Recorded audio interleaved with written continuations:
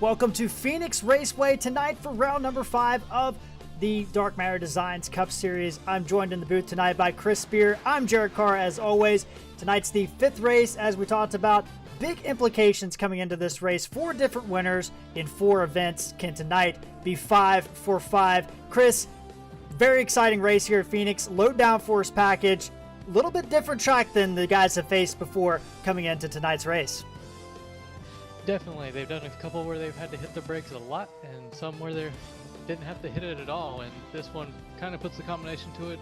They go to the first time where they actually have to brake for both corners, and each corner is a little bit different.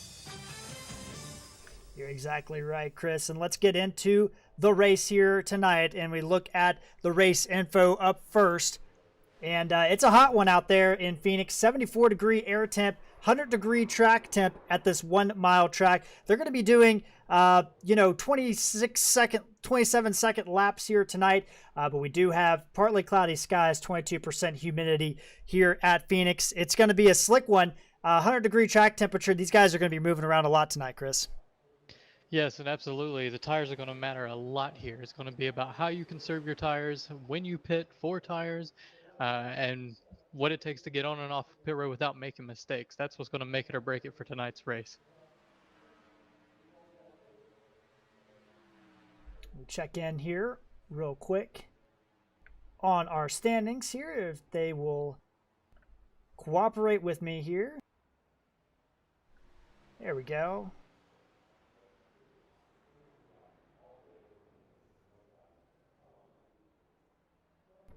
Or not. Bear with us for just a moment here, folks. Looking at scoring and timing, it looks like Tim Bills has got the fastest time so far in practice, running at 26.465, but not far behind him, only 2 2000s off is Bernard Pearson. Yeah, so there we go. We'll bring up the current standings here. 2 minutes left here in practice. Tim Bills on top of the board, 26.46.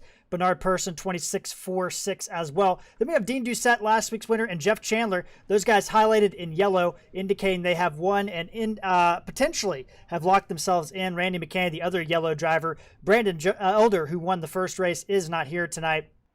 But, Chris, we do have 45 drivers here in this field. That means 5 guys are going to be going home tonight.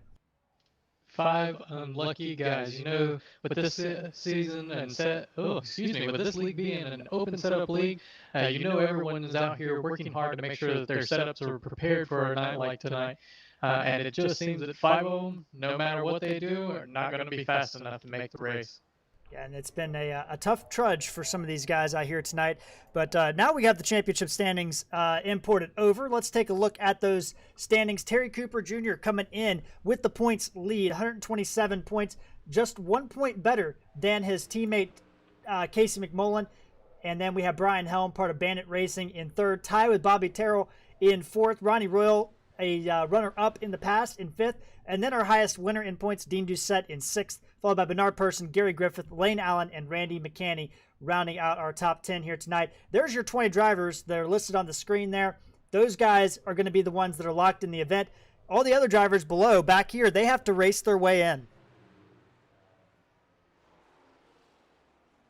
We got guys like Jeff Chandler, who have won a race already this year. Rachel Hunt, one of the best drivers in the series, who has been off to a slow start. She's back outside the top 20. Tracy Powers, Chad Lang, Donnie Staubitz, all these guys will have to find a way to get into tonight's field here, Chris. And we know that you put a lot of emphasis on race setup, but how much time do you spend for qualifying when you know you're on the outside looking in? Well, when you know that you're on the outside looking in, qualifying becomes one of the most important things. A lot of these races, especially in the Cup Series, is all about track position. If you don't have track position, you're definitely going to be in for a rough night. So if you can start up front, you have a lot higher chance of being able to finish up there as well. Yeah, you're exactly right. It's always tough to pass. Luckily tonight it is the low downforce package. Looking all the way back at the 50 drivers that we've had participate in an event this season, all the way back. Wayne Grossi, last year's runner-up in points, in 31st place, off to a very slow start for him.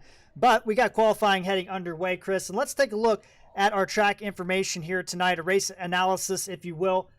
Out here in Phoenix, Arizona, just outside Phoenix, Arizona, opened in 1989. This is a formerly completely flat track, but they've redone turn 1 and 2. They've redone the dog leg as years have gone on, but it is a 1 mile track, banking 8 to 11 degrees in the corners here and on the dog leg itself. And then the length, 156 laps tonight, or 250 kilometers, if you will. And last time we were here, Dean Doucette put on a clinic, leading 149 of the 146 laps en route to a victory. What a dominating performance from him last time we were here, but I don't think we're going to have the same thing happen tonight. With it being as slick as it is, everyone has to be on their guard, not make mistakes, and also watch out for people around them. Yeah, you're exactly right, Chris. And we take a look right now at our timing scoring pylon here. And it's actually updating quicker than it can update. So we got drivers going across the line. Casey Mullen on the top of the board right now, 26.6. And then Jeff Chandler goes a 10th quicker at 26.52. Yeah, I expect whoever's going to take the pole is going to end up having a 26.4 at least on the board. That's what it's going to take to be quicker than those in practice, so that's what I expect to see on top of the board for qualifying. Yeah, it's going to be very close here tonight, and we look at these guys toward the bottom. We got about 22 drivers have taken time. Now we're up to 29. More times continue to come in, but it's going to be interesting to see what these guys toward the back can do as far as getting in the race. And we look at the winners so far this season. Jeff Chandler, Dean Doucette, Randy McCanny. They are first or second, third, and seventh right now on the board, showing that these guys have what it takes here tonight. That win's a nice cushion, but every racer out here knows that the best thing to do tonight is to win again. Exactly right. Well, we got a little bit left here in qualifying, about 3 minutes. We're going to take a quick commercial break, have our national anthem, and then we'll be right back with the starting grid here tonight in tonight's Phoenix 250K.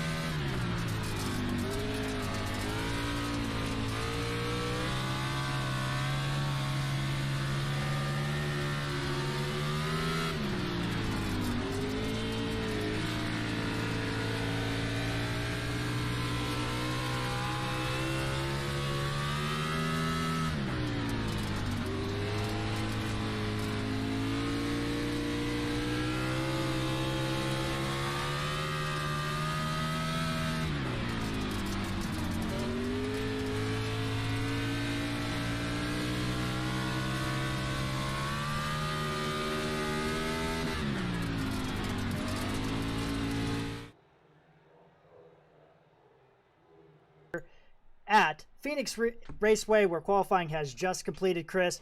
And 5 drivers look like they're going to go home tonight. Brad Patterson, Matt Geringer, Paul Sargent, Jeff Bratton, Steven Vrooman are the 5 unlucky drivers. You hate to see it because you know those guys worked hard to try to get out there, and it actually looks like, Jared, I was corrected. We will not have a pole sitter that has a 26.4. Apparently, practice time does not equate to qualifying time. Yeah, you're exactly right here.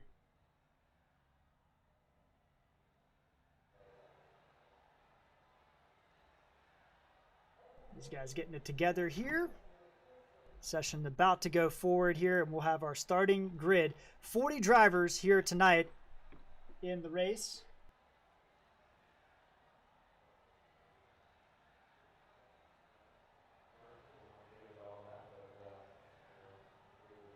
And there we go. Busy, hectic night here, and we go ahead and we take a look at our official grid here as it comes up. All the drivers getting gridded on the track here. And we go up to the top. It's Terry Cooper Jr., our point leader, on the pole position here tonight. Jeff Chandler will roll off second. It's a 1,000th of a second difference between those 2 drivers here tonight. Row number 2, Dean Doucette and Tim Bills. Row number 3, Brian Helm and Bobby Terrell. Row number 4 will be Troy Torgerson and Casey McMullen. And then rounding out our top 10, it's going to be Randy McCanney and Randall Ballard. Chris? Looking at it, their number 11 starter is going to be Jared Daniels. 12th is going to be Ralph Nolan Jr. 13th is Richie Coy. Lane Allen is going to be 14th. Gary Griffith will be 15th. Gil Gallick, sorry about that, is 16th. 17th is going to be Sherwood Wilford. And 18th will be Bill Benedict. Chad Lane will be 19th. And finishing out the top 20 will be Jason Martin. Jared? And we look back in row number 11, Tracy Powers, Ronnie Royal back there in 21st and 22nd. Moving back further down the grid here, we have in row number 12, Stephen Loomis and Bernard Person. Row 13, Rob Shoemaker and Dale Nearad. Row 14, we got Wayne Grossi and Rachel Hunt. Row 15, John Held and David Hensley. And then we look back at row 16, Chris, Rory Collins, and Andrew Palicki.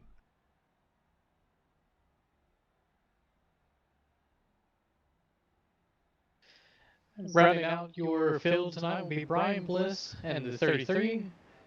Donnie Stallings. Sorry about that, Donnie. I'm sure I'm butchering your last name. I apologize. We're all 34th. Chris Beck, 35th. Tony Soler, and 36th. 37th will be Kevin Sargent. 38th will be Kenneth Schultz. And Jason Spear will be 39th. And then 40th is Jeff Winter. And then the 5 drivers going home tonight, Brad Patterson, Kevin Sargent, or Paul Sargent, apologies. And then we have, let's see here, Jeff Bratton, Paul Sargent, Stephen Vrooman, and Matt Geringer all going home tonight along with Brad Patterson. These guys about to take the green flag here tonight in the Phoenix 250K as they roll through turn number 3. Pace car is off. It's going to be Terry Cooper and Jeff Chandler leading them out. A green flag is out at the Phoenix 250K, and we are down the way heading into turn number 1.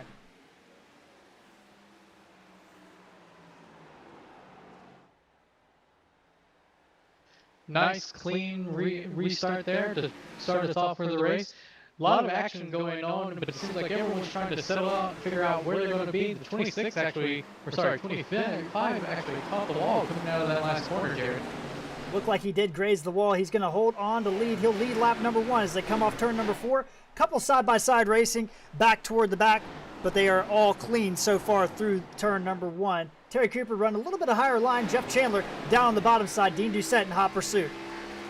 Yeah, that's a big gamble. At the beginning of these races, it seems like the high line is actually going to be the one that wears your tires out a lot sooner. You want to be where everyone else is running. But maybe he's got a plan that we don't know about, or maybe that's just where his car handles the best. Yeah, you're exactly right, Chris. And these guys getting single file right now. Battling going on toward the back of this middle of the pack. Wayne Grossi back there working on Bernard Person. That's a battle for 25th position, but otherwise it's single file all the way through this field right now, Chris. These guys getting single file very quickly and trying to fill each other out, it looks like, instead of racing. Absolutely. They know that it's a long race. You don't want to have any issues early on. So why go all out trying to battle with people? You've got a lot of time to make passes later on. No reason to try to make a mistake early. Exactly right. Jeff Chandler, though, turned the best lap of the race so far just by a click over Terry Cooper. These guys starting to exert themselves up front, but Dean Doucette dominated the last time we were here, leading all but 7 laps. He is sneaky in 3rd position. Tim Bills, a Truck Series champion who has not gotten off to the best start this year in the Cup Series, has up into 4th place. It locks it down. Almost got into the back end of Dean Doucette there coming into turn number 1. Yeah, you definitely don't want to be locking up tires, especially this early in a run, because these cars are very sensitive when it comes to the tire wear here, especially here at such a hot track. One big slide like that can make your car seem loose and like it's on ice for the next 10 to 15 laps until you can actually get it cooled back down. Exactly right. We checked in on the weather there, and you saw it on your right-hand side of your screen. It is currently 98-degree track temp, so not as bad as maybe, you know, if we were racing in July or something like that. But still a hot track here in Phoenix, Arizona. But right now, these guys up front doing a great job. We look a little bit further back at some battling going on. Randy McCanny has moved up 1 position into 8th position. And then Jared Daniels has followed him through, gaining 2 at the expense of Casey Mullen, who's dropped from 8th to 10th.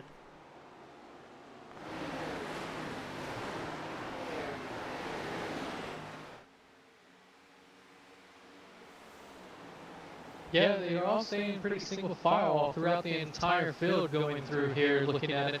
It seems like the closest battle we have is between the 8 and the number 24, but even they've now gotten back single file. Yeah, you're exactly right, Chris. We go ahead and take a look at that battle here.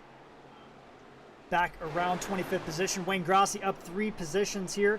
He's just in front of Mr. Dale Nearad and behind Bernard Person. These guys, Bernard, you know, he is a defending Cup Series champion and has not had a great start to the season. Back in 23rd position. What kind of strategy would you be in here tonight, Chris? If you're trying to get back on the front foot like you were last season, you haven't had any finishes to speak of. I mean, a couple top 10s in 4 races, but a lot of finishes outside the top 20 for Bernard Person at 8 tonight. Well, really, the first thing you gotta decide is where your strengths are. If you know that you have a higher chance of winning at, let's say, Phoenix, for example, then you gotta put in a lot more time practicing at this type of track in these type of conditions. And one thing that matters most about it is being able. These cars are so aerodynamically irrelevant to one another that you need to be able to practice with other people. And it seems like that's the biggest key that he should work on going forward, that anyone should go work on, especially if they know that they are struggling at a track. I know specifically one of my biggest issues is road courses. So when it comes time to work on a road course, I may spend upwards to 16 to 20 hours practicing for a race like this. Yeah, you're exactly right there, Chris. Working our way through lap 11 here, and you know, you bring up a good point. Practicing a bunch of different track conditions. How much time do you think that these guys spent practicing on different track conditions and then came out here and it's clear and sunny warm temperature? Well, looking at the actual league side, it looks like most of their races are the same as far as the temperature goes, but they do have it generated, so it's within a certain specific like average as that it could be. So at least you know going in that you got 100% fuel, because that's going to set off immediately how tight or how loose your car is going to be at the beginning of a run. If you go into a track where you expect the wear on the track to be set at 0 and it's generated at 30%, then your car is going to be a lot more loose at the very beginning of a race and grow really, really tight really, really quickly. You bring up a really, really good point, and we're starting to maybe see that right now. Dean Doucette dropping a little bit off these top 2 guys, Terry Cooper Jr. and Jeff Chandler, starting to pull away just a little bit. But really, Chris, I'm kind of surprised the top 7 started right where they're running right now on the track. Nobody's really making any moves forward inside that, really the top 10. Yeah, everyone's playing patient. Terry Cooper, Jeff Chandler seem to be really wanting to stay 1-2 there. As we look through the rest of the field there, it seems like everyone's wanting to play the patient game. Somebody's trying to size up whoever's in front of them, see what it's going to take, maybe changes to their car when it comes to that time for that first pit stop. Yeah, apologies there, Chris. It looked like Terry Cooper got in deep in turn 1, washed up the track, and that turned the lead over to Jeff Chandler there. And I thought he was going to get in the wall, was able to keep it off the wall, and stay ahead of his teammate Dean Doucette there. So a little bit of an anxious moment there for the 25 car as he is working on lap number 15 here. But that car looks to be just a little bit loose right now, Chris, and we know how much these conditions can make things change quick.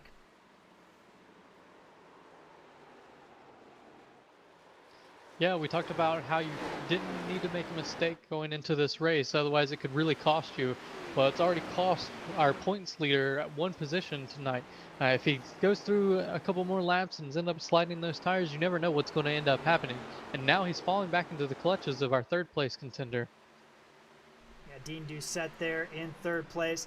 Looking back through the field, like we said, the top 7 hasn't changed positions. We got Tim Bills in 4th place, Brian Helm in 5th place. Those guys nose to tail right now, all over the back of Dean Doucette. Then we have a little bit of a gap to Bobby Terrell in the 6th place position. Now he won Thursday, Thursday night in the Xfinity Series here, so he does have a win already this week on the Phoenix track, and he is just ahead of Troy Torgerson and Randy McDaniel. Those guys gained some spots on the beginning of the race, but it's been pretty solid since. Jared Daniels in 9th and Casey Mullen in 10th.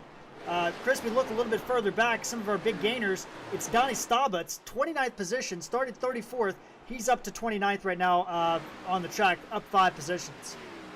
It's hard to imagine that being up 5 positions would be the biggest mover of the race so far, but that's just the way that these tracks tend to go, especially when you know that you've got a long time to actually work your way up front. But then you think about that, Chris. This is, I don't want to sit here and say Phoenix is a short track because it's not. It's, we got a wreck right here in front of Donnie Staubitz. On board with him, it's Bernard Person. And we have brought out a caution here and more drivers involved. The 8 car looks to have significant damage in a tough night already for our defending champion who has taken that car to pit road. And we'll have to see what happened. But we saw the smoke in front of Donnie Staubitz. And, folks, this is only our 2nd caution of the entire season. So these guys, it kind of a shock, I'm sure, that we have a caution right now. Absolutely, and looking back at the replay, it looks like the 8 just got off the corner really well. Tried to go underneath the 24, coming through the dog leg, and just about the time he thought he was clear, he got tagged by the number 30 and pushed him up into the wall. As he came back down, hit the wall again and immediately turned it right, went right down, hit the inside wall, bounced back up, caught the 17. Yeah, that was a massive impact for Stephen Loomis here. Let's go on board, or actually let's go on board, Bernard Person here. See what we can see here. Looking out the back, and looks like he gets up into the wall and tries to avoid Tracy Powers, slides across his teammate and back across the track into his teammate, or to the 17 of Steve Loomis. Looks like Andrew Palicki with some damage there. Looked like David Hensley, one of his teammates, with some damage there. So a tough break for these drivers involved in that wreck. Yeah, this is a series that doesn't have any fast repairs, and I know that there's a bunch of guys out in the field now that were definitely wishing that they had it.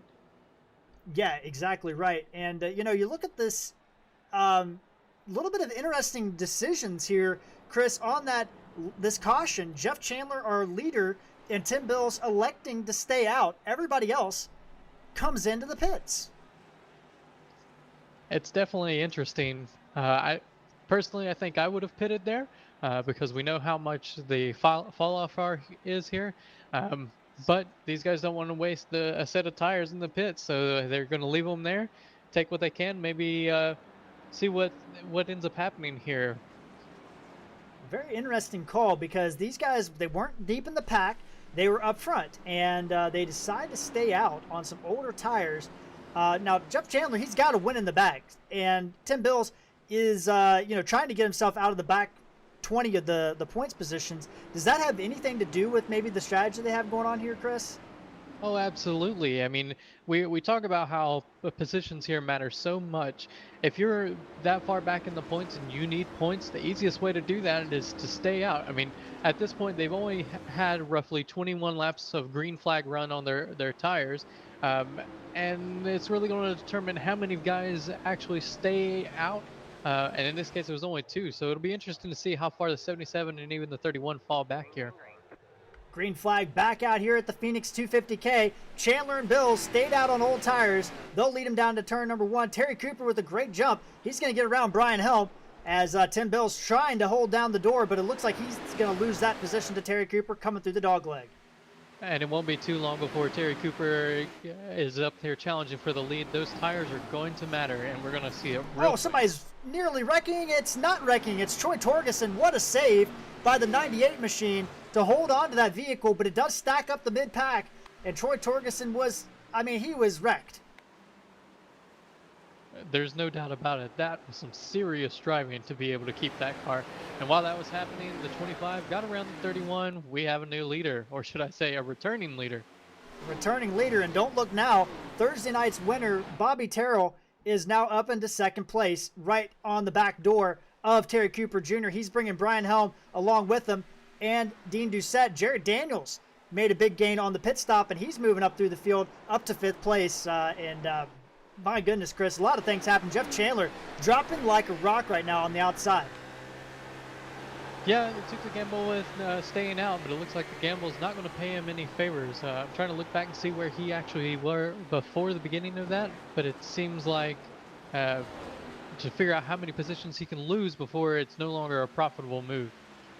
Yeah, and that's a really good point because it's getting on the verge of not being a profitable move, I would think. As you see Brian Helm jump to the top of the track. He's having some connection issues, and I wonder if he's been told to drop out of line here as he is really disappearing all over the track here. We look on board Richie Coy, who's making his way up through the pack. Chris, up 8 spots, but really the pit stops. Him and Jared Daniels, great pit stops by both of those guys, gained a plethora of positions on pit road. Yeah, well, we talked about how you had to have no mistakes on pit road. In this case, they didn't have mistakes. Instead, their pit crews got them out and up top as quickly as possible to help them gain positions, and now they're doing it on the track. There we go, and looking back at some of these other guys here. Casey Mullen gaining some positions back that he lost on the start. Brian Helm still having some connection issues, but we have Sher Williford right behind him in 8th place. He's up 9 spots. He's our big mover right now. But now Jeff Chandler, he has dropped all the way back to 15th place, and he can't even get out of the way right now, Chris. No, he can't. Him and Tim Bills in the 77, they're really regretting that decision to stay out right now. It may play into their favor later in the race. Maybe they'll catch a quick caution here and get them some tires, but I foresee them continuing to go farther and farther back as this run goes. Up front, it looks like Bobby Terrell is actually closing in even closer to our leader, the number 25 there. They're getting real close, within 0.3 of a second to the lead, but Terry Cooper right now is able to stay in front of him. Terry Cooper, Bobby Terrell, and Dean Doucette kind of opened up a little bit of gap. There's a 1 second gap from Terry Cooper to Dean Doucette, 2 second gap back to Jared Daniels, Richie Coy, and Casey McMullen. So there's their second group of pack, but this time around, Chris, it seems like this field got spread out a little bit more than we saw in the initial start. And I can't help but wonder, I should say, that maybe that those guys staying out kind of broken this field up a little bit. Yeah, it certainly helped break up the field as they had to get around those 2 slower cars. But another thing that stacked them up originally was actually a mistake by our leader, and that seemed to bunch the field up as well. So we'll keep an eye on that and see if it happens again. It seems like so far we're about in the same time frame lap-wise as far as what happened in the first little run there that it happened. So it'll be interesting to see if it'll happen again this time, or if he made any changes to that number 25 car. Yeah, and that's a really good point. Adjustments, I mean, you know, you're talking about we pitted on lap 20. Was there a need maybe for adjustments, Chris? Do you think that these guys would already have enough time in the setup to know that they need to make some changes on pit road? I'm fairly certain that after lap 2 of slapping the wall, our leader knew that he needed to make a change. Whether it was his driving style or to the car, he knew that something needed to change. Look on board out front, clear sailing on the 25 machine. We look a little bit further back at Sherwood Williford. He has now gotten around Brian Helm, move him up 9 spots to 8th place. We look a little bit further back, Chad Lang up 7 spots, another driver moving forward. Dale Nearad up 10 spots into 15th place. So Dale Nearad getting it done there. But he is not our big gainer, Chris. Our big gainer right now is Kenneth Schultz in the 91, doing a whale of a job for Gladiators of Racing. He is up 17 spots. He started 38th on the field. He's now in 21st. Yeah, it just must have been a bad qualifying run for him, as he seems to really brought it here in the race. We look a little bit further back. We still have Bernard Person. Looks like he's still on pit road getting damage repaired. Steve Loomis might be out of the race. Donnie Staubitz also on pit road getting damage repaired. Randall Ballard, who started 10th, he was caught up a little bit in that wreck. He has dropped 27 spots back in 37th. He is still on the racetrack, but he is looking a little bit raggedy with that machine right now, with some damage on the front end of that number 56. But he is our heartbreak driver right now. But the other two heartbreakers, Jeff Chandler and Tim Bills, have dropped all the way back to 28th and 29th. And they're battling with each other right now for position, which probably isn't helping too much. Absolutely not. I mean, they know for a fact that battling side by side is not going to help them any at all with that, with the fact that their cars are not going to be handling well right now. I mean, now we're going on 36 laps 36, so there's no way that those tires are doing anything but screaming. And Chris, we kind of talked about in our pre-race agenda here, you know, we think that these guys can go somewhere maybe in the 60 to 65, maybe 70 laps on a tank of gas tonight. They may be able to go that far on a tank of gas, but they're going to be praying they don't have to go that far on a set of tires. Exactly right. And we did forget to mention Jeff Chandler is, in fact, a boxer mix, it looks like. So doing a good job for a dog. But that's our inside joke with his profile picture. But right now, Terry Cooper Jr. up front. We look at our time delta, and you'll see that this the gap has continued to expand out for Terry Cooper Jr. Yeah, it looks like whatever adjustment that Cooper Jr. made during that pit stop. It's up to 0.3 of a second. Make that a full second now. Dean Doucette starting to close in on the back of the 5 car, though. We might have a little bit of a battle, but right now these guys getting really spread out as this race goes on, and that means we're going to have lap traffic before too long. Absolutely, and we talk about making mistakes. That's where it can happen easily and in a hurry. Lap cars, yeah, they always try to get out of your way, but they're in this race to actually race. So they're going to try everything they can, at least when they're only 1 lap down, or not even a lap down, about to go a lap down, to stay in front of our leader here. And we look at the track map real quick, bring it up again. The tail end of the field is coming to the start-finish line right now. That's 37th place Randall Ballard, and then Terry Cooper is in the middle of 3. So we're probably going to see some lap traffic here in the next 10 to 15 laps, I would think, as these guys continue to make their way forward in this race. 40 laps of 156 in at the Phoenix 250K. Looking through the rest of this field, Chris, we look a little bit further back. Jason Martin doing a good job, up 4 positions, hanging in 16th position here tonight. And we look at Ronnie Royal, up 6 positions. There are some guys moving forward in this race, but it is at the expense of some drivers moving backwards.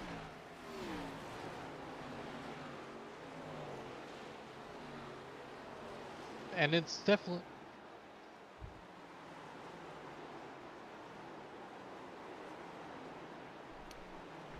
Whoops, I think we might have lost Chris there for a second.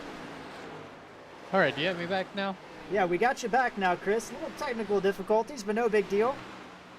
Absolutely, sorry about that, guys.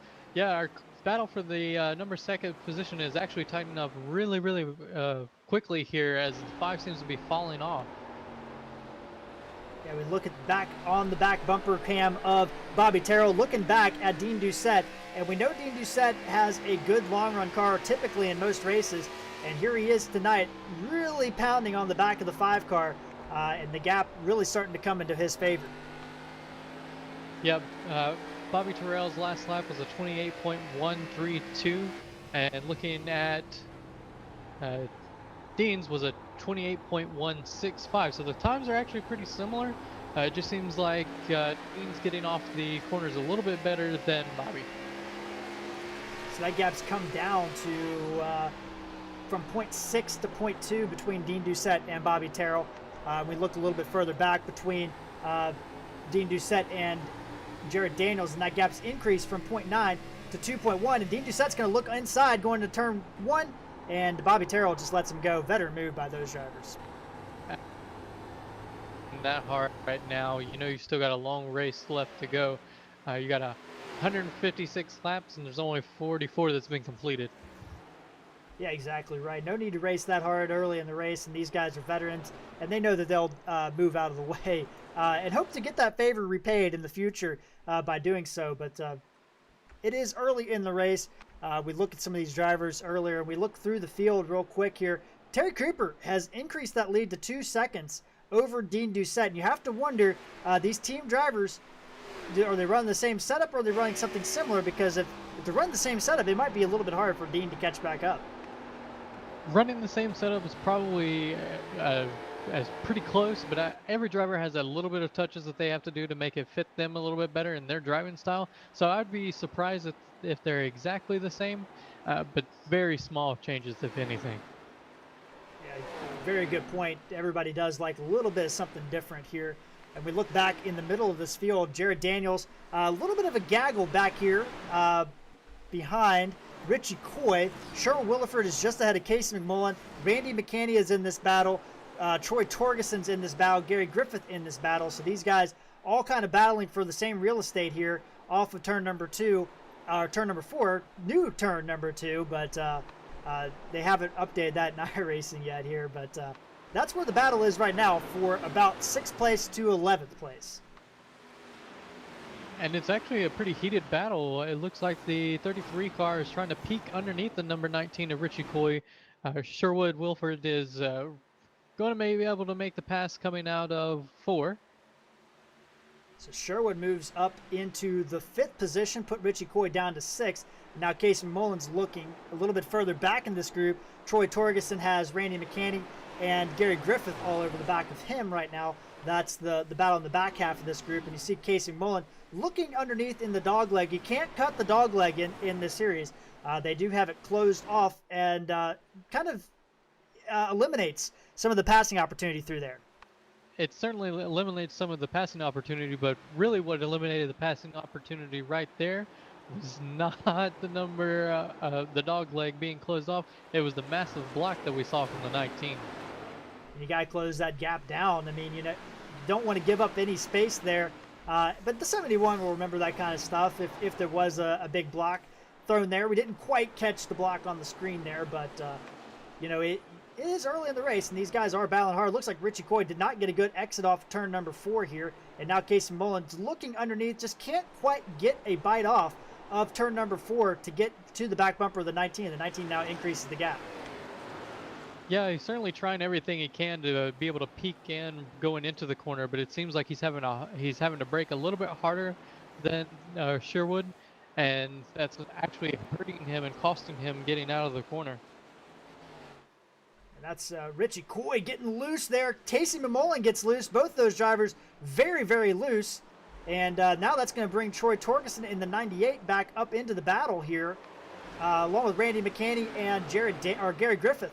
Up in front of them, Sherwood Williford has now gotten around Jared Daniels for 4th place. So we got a pretty much from 4th place all the way back to 10th place are pretty much under a blanket right now. Yeah, as the run goes longer and longer, I think we'll see who's got the long run car versus who's got the short run car.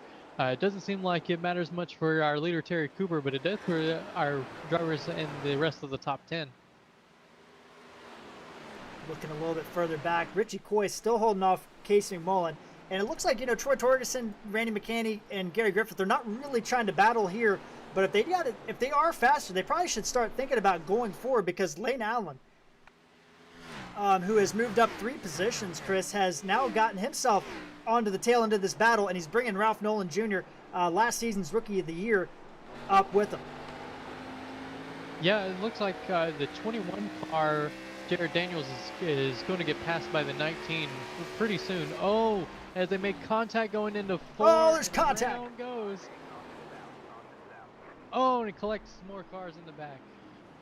And that is a tough break. Might have had some help. We'll get a replay there, but that is going to be a tough break for Jared Daniels, running in the top 5, and he has to wait for all these cars to go around. But Chris, this is a big break for Jeff Chandler and Tim Bills, who are running 27th and 29th on the track.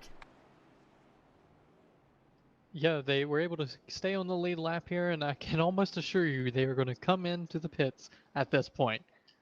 All right, let's take a look and see what we got for that replay here. Looking out the back of Jared Daniels, why not? Richie Coy looking underneath, gets a good run out of the dog leg, and it just looks like Richie drove it in a little bit deeper and just got in the back of the 21 into the wall, and then Gary Griffith up in the second groove, nowhere to go, runs into his teammate. These big 3,400-pound cars are hard to stop, and when you're up in what is the marbles of the racetrack, there's almost no way that you can. Yeah, exactly right. Let's take a look at this wreck from a different angle, our traditional NASCAR angle, as everybody's making their pit stops right now, it looks like. So here we go. Richie Coy coming off turn number 2. Gets a great run through the dog leg, and Jared Daniels just has to, his handling's definitely going away on the 21. Had to slow up. Richie Coy drove it in a little bit deep, just barely got in the back of him. Gary Griffith had already committed to the high side, nowhere to go, and I think Lane Allen might have gotten a piece of that as well.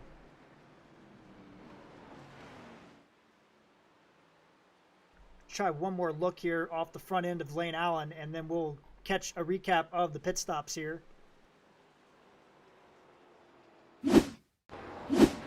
On board Lane Allen, you see the group up in front here. You're starting to see the smoke, and they did update the smoke, which makes it a little bit harder to see. So Gary Griffith had already committed to the high side, nowhere to go, and oh, Lane Allen does get a little bit of left front damage. We'll have to see how much that's going to impact the 14 machine.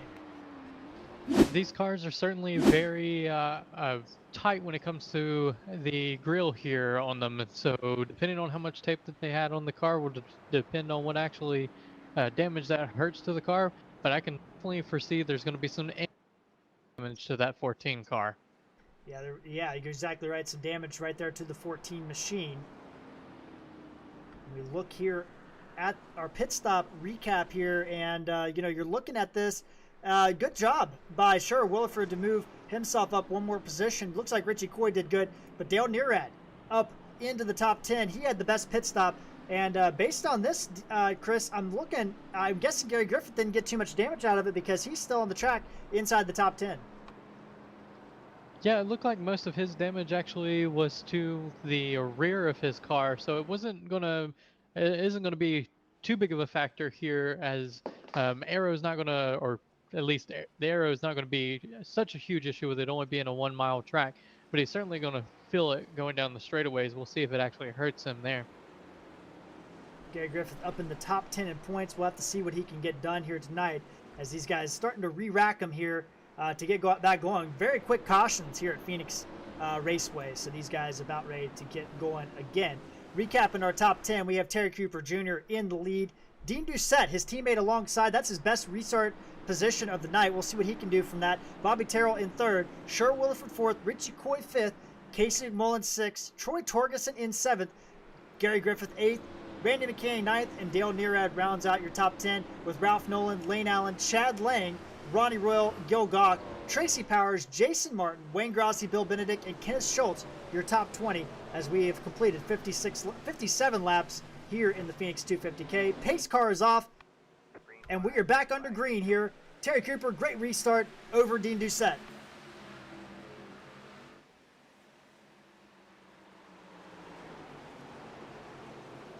Well, you know what they say about cautions. Cautions breed cautions. It'll be interesting to see if we have a quick one here right after the one we just had.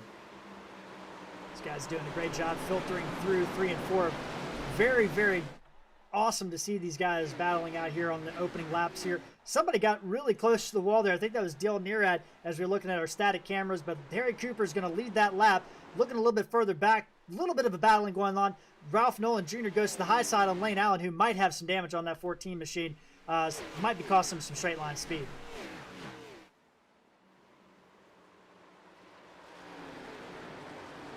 Doesn't seem to be hurting him too much in the corners. He's able to keep it there, but you can see as he's coming off the corner, he's definitely losing a little bit of time on the straight.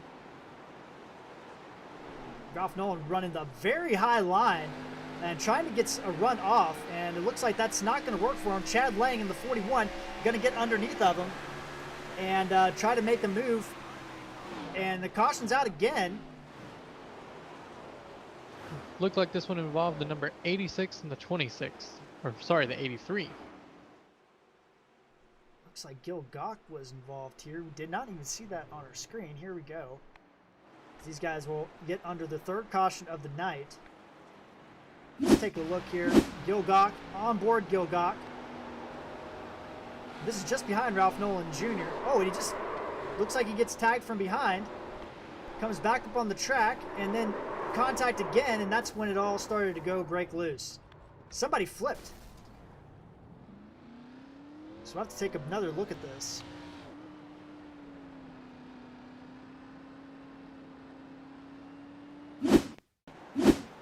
So here's Gil Gog underneath Tracy Powers, right behind the 12 of Gary Griffith. And there's a little contact. Jason Martin might have shoved his nose in there. Then a double contact right there. Comes up the track. Hard impact for Jeff Winter. Rachel Hunt involved. Shoemaker involved as well. John Held got a piece of it. Donnie Staubitz got a piece of it. And I believe that was Jared Daniels that went flipping through the air. You know, it looked like it actually started in the dogleg, but it actually didn't. It was a whole turn before that there was the issues brewing as the 85 was getting sideways coming out of 2.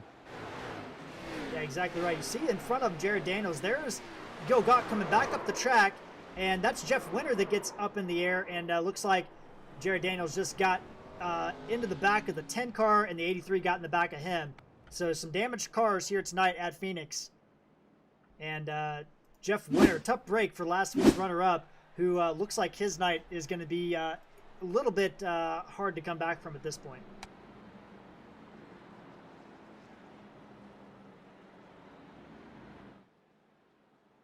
Chris, we're working on lap 62 here, and you know, part of the cautions is, first off, this is triple the amount of cautions we've had all year. So these guys, Phoenix Raceway, the smallest track we've raced on all year, can't really expect a caution-free race at a track like that.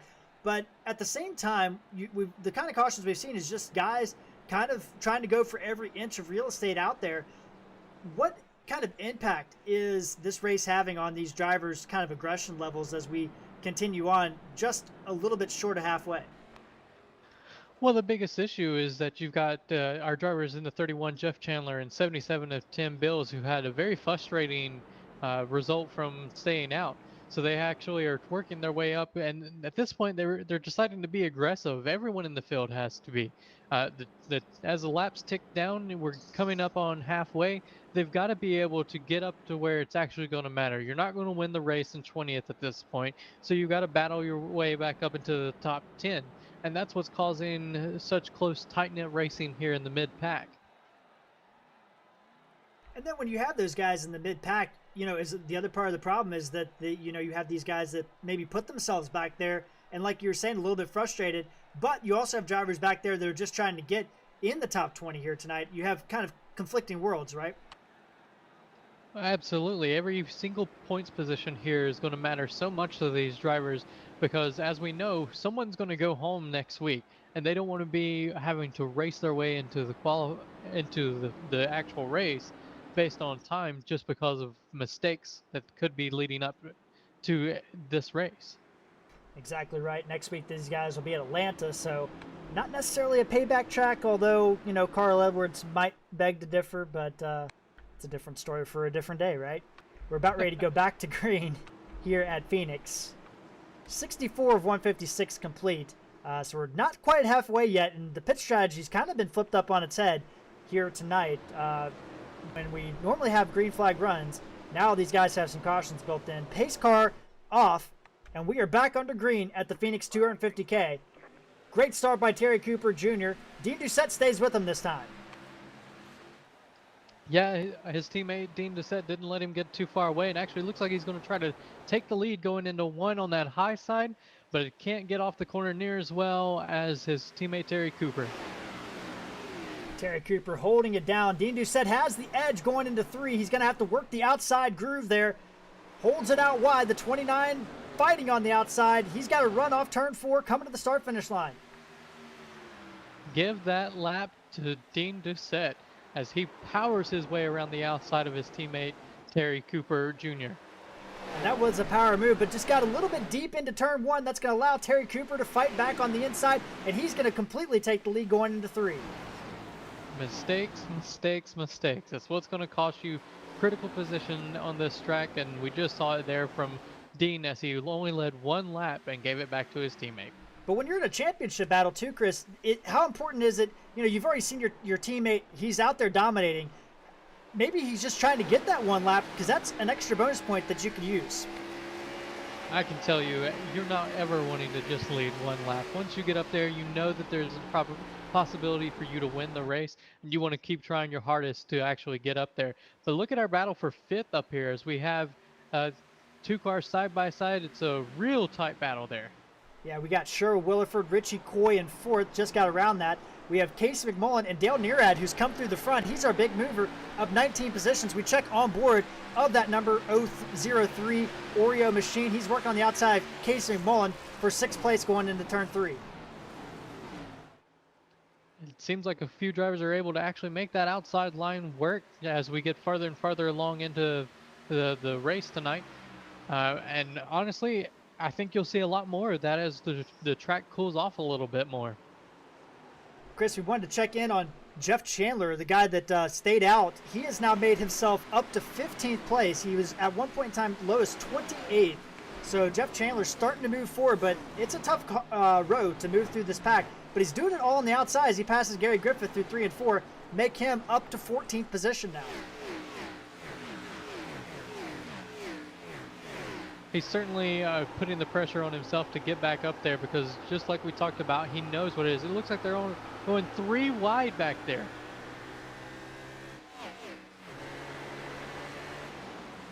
Yeah, they are. They're battling very hard just in front of him. Chad Lang and looks like Lane Allen battling there, and Ralph Nolan also in there. And here's a good run off the corner for Jeff Chandler. He's going to get underneath the 95 and move him up 1 more spot.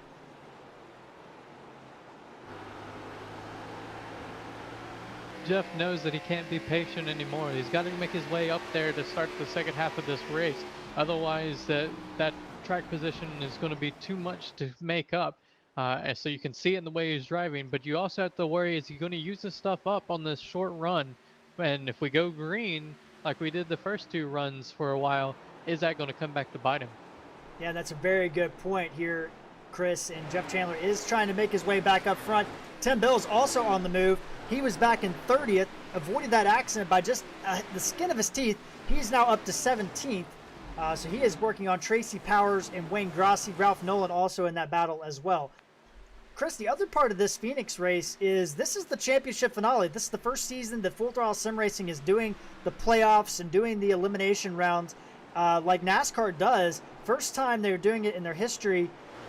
You have Phoenix as the final race. How much is that kind of playing in to these drivers' minds, knowing that they need to assert themselves, come out of this race, showing that they can win at Phoenix and kind of put something in the minds of these other drivers? Well, it certainly is on their minds, but one of the biggest things that they have to worry about is what the track conditions are going to be. If they're similar to this, they can take this setup and run with it. If they have a poor finish tonight and they still can take that setup to the next Phoenix race, they know that they've got to do some serious work on it to be competitive there for the championship. Those that are on the outside looking in are hoping that they can make their way in tonight so that they can make that decision when it actually is critical. Yeah, and that's a very good point. If they can make their way in tonight. Now, it's not a guarantee that if you win and you're in, you have to finish in the top 25 in points first off. You have to make 20 of the first 28 races second off. And then third off, you have to make sure there isn't more than 16 winners. So that's going to be something to happen. And right now tonight, unless Dean Doucette gets the win or Randy McCanny gets the win or Jeff Chandler, your odds of having another a repeat winner are pretty low here tonight, especially with Terry Cooper Jr. leading the way. Absolutely. That's one of the biggest and hardest things here is that every competitor out here wants to win. Oh, looks like we have a caution on the track, and looks like a number 14 was involved in this one again. Lane Allen involved, and we're not. Oh, he is stuck in the pit wall. Wow, what has happened to Lane Allen in the 14? That's a weird spot to be stuck in. So he's up high in 3 and 4. Maybe he had something wrong with the machine. He's trying to get down the track, and the car looks like maybe it blew up. And that's what it looks like to me. That damage from the front end and the earlier wreck just finally got him. Looks like, yeah, he blew up, and it looked like the 09 runs into the back of him, and that's how he ended up on top of the pit wall. I think that was the 09 that got him there. Yeah, it looks like he blew up there, like you were saying, Chris. Take another look at this. There's Kevin Sargent coming off the turn. Brian Helm right behind him. Yep, and he just didn't see him in time. Both those drivers, heavy impact into him. So tough break for Brian Helm and Kevin Sargent, who will both get some damage out of that because they just did not see him in time there. But the pit window is open, Chris. Well, and you know what everyone's favorite thing's going to be. It's going to be those tires. We do have 2 drivers that have elected to stay out again, despite seeing Jeff Chandler and Tim Bills kind of fall to the back. Richie Coy and Ralph Nolan Jr. have elected to stay out, along with Rachel Hunt and Jason Martin. So we have 4 drivers this time that have elected to stay out. I don't know that it was the best call to make, but I think it's certainly going to be one that sets them up and puts them in position.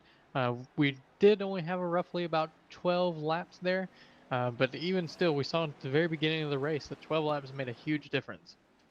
Terry Cooper Jr. will win the race off pit road, which will put him in 5th. Dean Doucette 6th. Bobby Terrell 7th. Sher Williford 8th. Casey Mullen 9th. Dale Nearad 10th. Now, Chris, you know, I can understand if you're maybe Ralph Nolan Jr. He was running about 13th place. Rachel Hunt, she was back in 21st. Needs to maybe get some clean air. Jason Martin was back in 19th. Those guys, it makes sense that they kind of stayed out. Richie Coy was 4th coming into this caution. What do you think of that call? I think it was risky. It's not something that I would want to do at this point. Yes, we know that you want to do whatever the leader's doing and the opposite. So you know if the leader's going to pit that you want to stay out. But I just don't think you had enough people that would stay out with you, knowing the speed that those guys are going to have behind you. But that's what your hope is that the people that are behind you will actually be able to hold them off long enough for the tires to equalize. Because we know it will happen eventually. The tires won't matter near as much after we get into about 10 laps into the run. They'll start to equal out a little bit. But that's too big of a risk, in my opinion, to take. It's a very good point. And do shout out to Jason Martin. He pitted on lap 61. So he's got 7 lap fresher tires than the 3 drivers in front of him, Hunt, Nolan, and Coy. But he also still has 16-ish lap older tires than the guys behind him, Cooper, Doucette, Terrell, and everybody else that pitted last time around. And, that's going to, now, last time we saw just Bills and Chandler stay out, Chris. This time we have 4 drivers on older tires. Does this kind of help those guys in the front row a little bit when you have a buffer to these new tires? Absolutely, it'll help. The only issue will be that there's only 4 of them. They're going to be hoping that there were 8 or 10 of them that were behind them that stayed out. So it's certainly a big help. The biggest issue they're going to have is how they take off for this restart. If you spin your tires or get loose going into one, we've seen it already where our leaders have had a tough time going through turns 1, 2, even 3 and 4 off of a restart. So it'll be interesting to see what happens here. So Richie Coy, Ralph Nolan, Jason Martin, and Rachel Hunt, they elect to stay out. Our fresh tires start with Terry Cooper Jr. down to Dean Doucette, Sher Williford, Bobby Terrell, Dale Nearad, and Casey McMullen. Your top 10. Pace car peels off for the 4th time tonight, and we're about ready to go back to green. Just past halfway. and the green flag is out in the Phoenix 250K. Ralph Nolan Jr. with a great restart on the outside. Jason Martin following him through. Richie Coy did not get going on the start. No, it looks like Richie Coy actually spun the tires, getting up to speed there, but still trying to make it work on the inside as we go through the dogleg. Richie Coy powering his way back. Dean Doucette trying to get on the outside of Jason Martin here. Terry Cooper Jr. kind of boxed in. Rachel Hunt dropping like a fly toward the back. She is already all the way back toward the back. Ralph Nolan Jr. all over the back of Richie Coy. Both these drivers wanting to lead, but at the same time, Dean Doucette's picking his way through the older tires here, working on the outside through turn 2. Yeah, I'm following Rachel as she makes her way back. It actually looks like she had damage, so it's really putting a bottleneck on all of our competitors in the back. Watching Rachel Hunt here, we got 3 wide in front of him. That looks like Dale Nearad in that 3 wide mix. Casey McMullen, Jason Martin. That's not going to work, fellas, off turn 2 or 4, and they do make it work. Sometimes it's better to be lucky than good. Jeff Chandler way up the racetrack, still 3 wide. Randy McCanny down the bottom. McMullen the sandwich.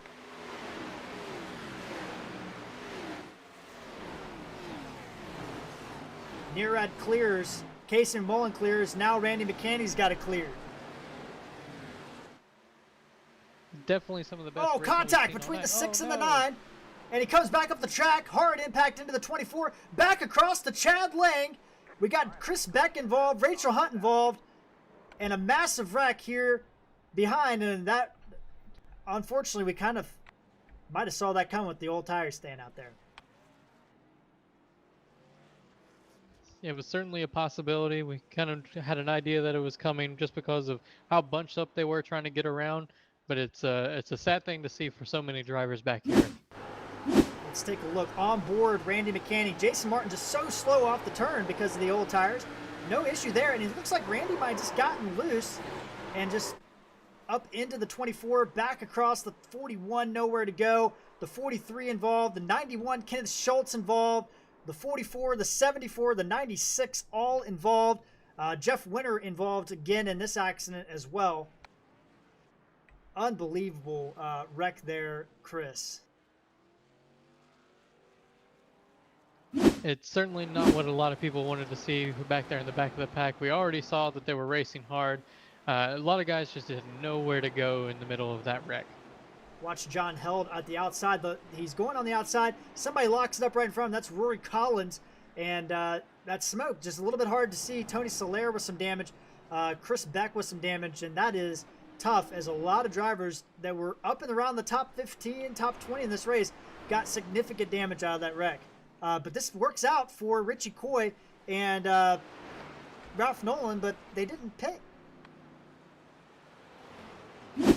Well, at this point, they decided that's their strategy and they're sticking to it. It's kept them up there so far, but it's certainly a gamble now that we have our fresh tires even closer up front. Actually, apologies. Ralph Nolan did come down pit road.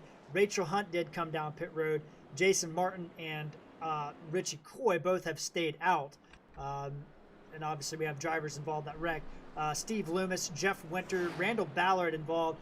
Rob Shoemaker, Donnie Staubitz, Kevin Sargent, Gary Griffith, John Held, Chris Beck, Andrew Palicki, Tony Soler, Roy Collins, Randy McCanny, David Hensley, and Jason Martin all involved in that wreck. That's 11 drivers. 11 drivers who are very glad that iRacing doesn't make you pay for damages. Yeah, I don't think you could understate that fact. It is one thing that is good about simulation racing. But they might have punched their wheel and might have to buy a new wheel. You never know, depending on how frustrated they got. But difficult situation. We saw the stack up there. Nothing Jason Martin did wrong by any means, or any of the guys that stayed out. You have to go for a strategy. But it just created a little bit of a bottleneck, and it unfortunately right there, Randy McCain just looked like it got a little bit loose underneath the 9, and contact and chaos ensued after that.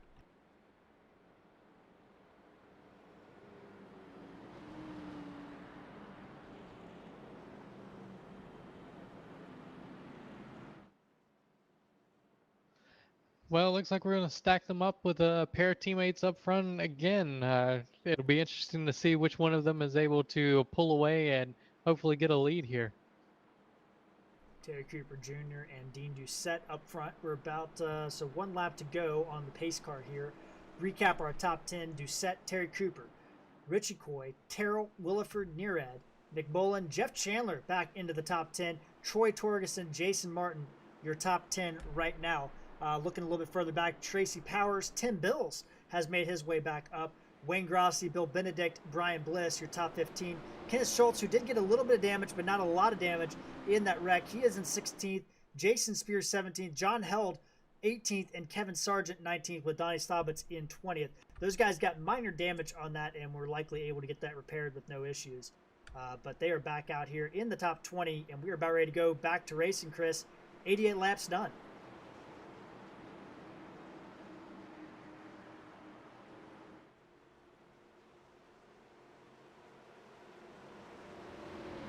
Pace car going to make the left-hand turn. We're going to take the green with 67 laps to go. Green flag back out here at Phoenix. 88 complete, 67 to go, which means we still have one more pit stop potentially involved here. Jason Martin, I saw him go down to the middle of the track very quickly. Thought there might have been some contact there, but everybody gets going through the middle of the pack. Yeah, it looks like our cars that were on the outside line about 2-3 rows back actually spun the tires, and it put a real bottleneck on that groove. So that's why you see... somebody's wrecking. I don't know. It looks like our number 9, Jason Martin, was involved. Tim Bills is involved as well. Rachel Hunt, Ronnie Royal, and Jason Martin's still rolling, so could have been somebody else here. We'll see if we can get a look in on this wreck here, but that stacks up in the middle of the field, and Chris, you talked about it, cautions breed cautions. Yeah, it looks like going into 3 and 4, the 9 and the 98 seem to collect each other and spin around, and that's what started the whole wreck. Oh, the 9 and the 77 got together. Kenneth Schultz there, Bill Benedict slides, and and Tony Soler just barely gets into the 77. That was some aggressive racing there and a little contact. Tim Bills heavily damaged in that 77 machine. Yep, and you know what actually caused that? He would have never been back there if he had pitted with the rest of the leaders at that very second pit, or very first pit chance. And that's a very good point. Let's look on board with Mr. Bill Benedict through this wreck, because I think he saw a lot of stuff going on there.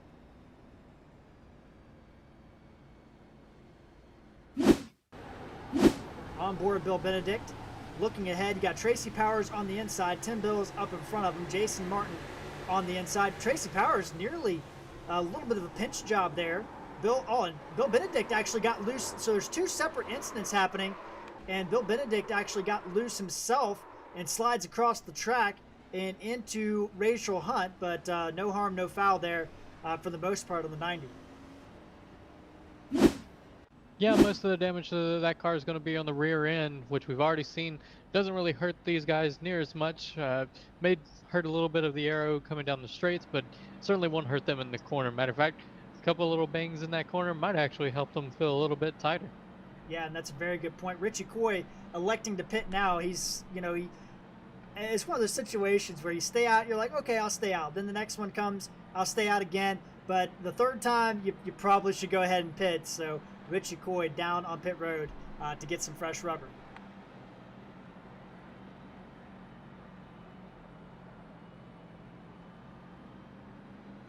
And all that does is bring our number 31, Jeff Chandler, back up into just outside the top 10 in 6th. So Jeff Chandler up to 6th, and don't look now, but Dean Doucette out in the lead. Now, he led, as we talked about at the pre-race, 149 of 156 laps last fall. Now, he was out of the championship picture at that point in the season. It was his first race win of the 2020 C season, back when Full Throttle Sim Racing split their year up into three different seasons.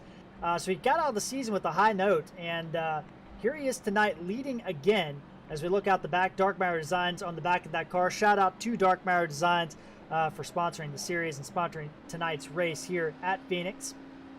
But right now, you look behind there, Dale Nearad Another guy, Chris, we talked about earlier, he's been the guy to make the moves to the front of 22 positions. Incredible run for him tonight. It'll be interesting to see if he's able to break into that top spot.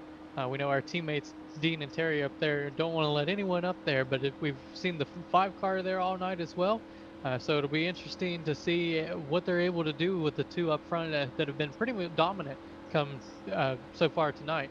Now, Jared, I got a question for you. Would you let your teammate win? Wow. No. I don't think I would. I know they're probably listening and they're like cursing me right now when they go back to watch this replay in the morning. But I think you got to take all your wins, especially in this competitive field in the Cup Series. Take your wins while you have a chance to. Pace car is down and away. And green flag is back out. This time a great restart from Terry Cooper Jr. on the outside. And it looks like our Dean just spun the tires. Oh, put him way back closer to the 5 than he wanted to. Now it looks like he's going to lose second as well. And now back to third.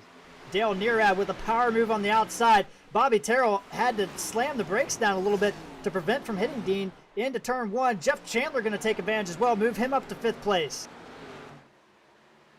And we just got through talking about Dell being able to show what he's got and working his way up through the field. He wants the lead, and you can certainly see it.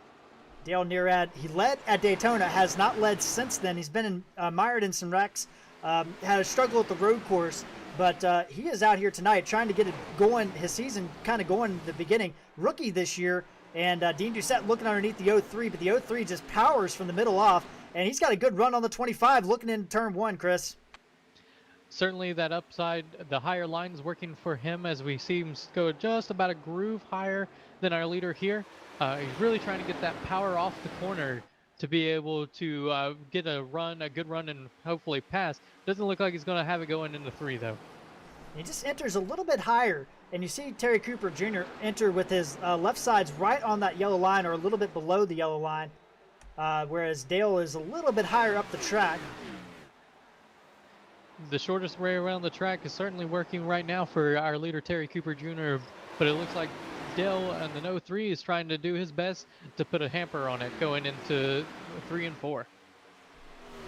Here comes Dale. He just doesn't have the entrance into 3 that Terry Cooper has, and it just kicks him out a little bit. As I say that, he's there actually, Chris, looking on the inside, going down the front straightaway.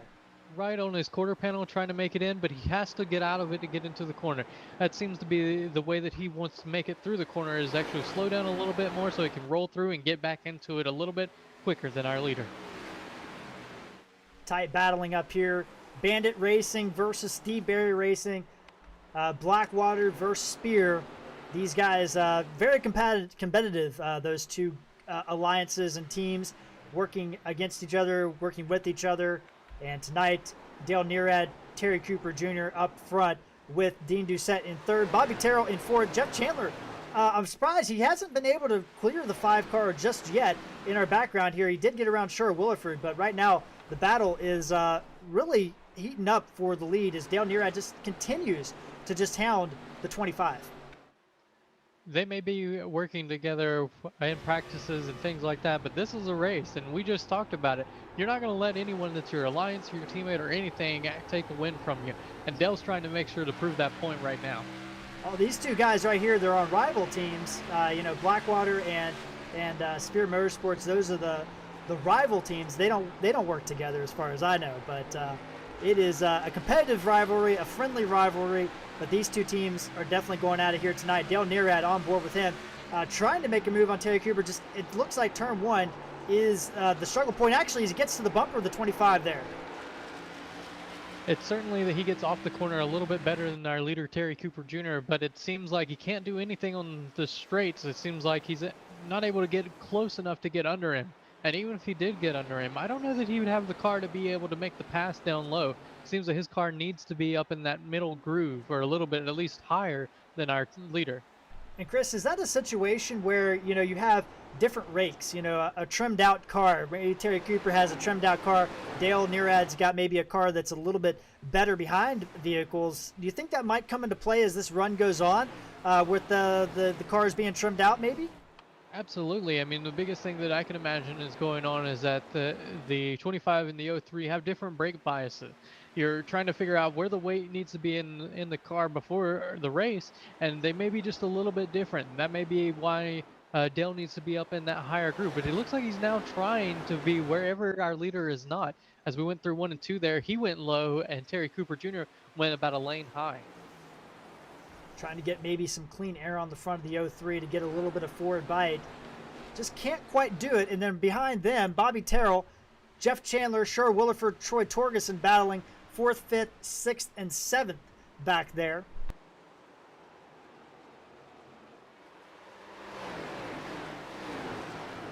You know, it's interesting to see that on this run, it doesn't seem like our top 5 are spreading out like they did on the previous runs that we've had tonight.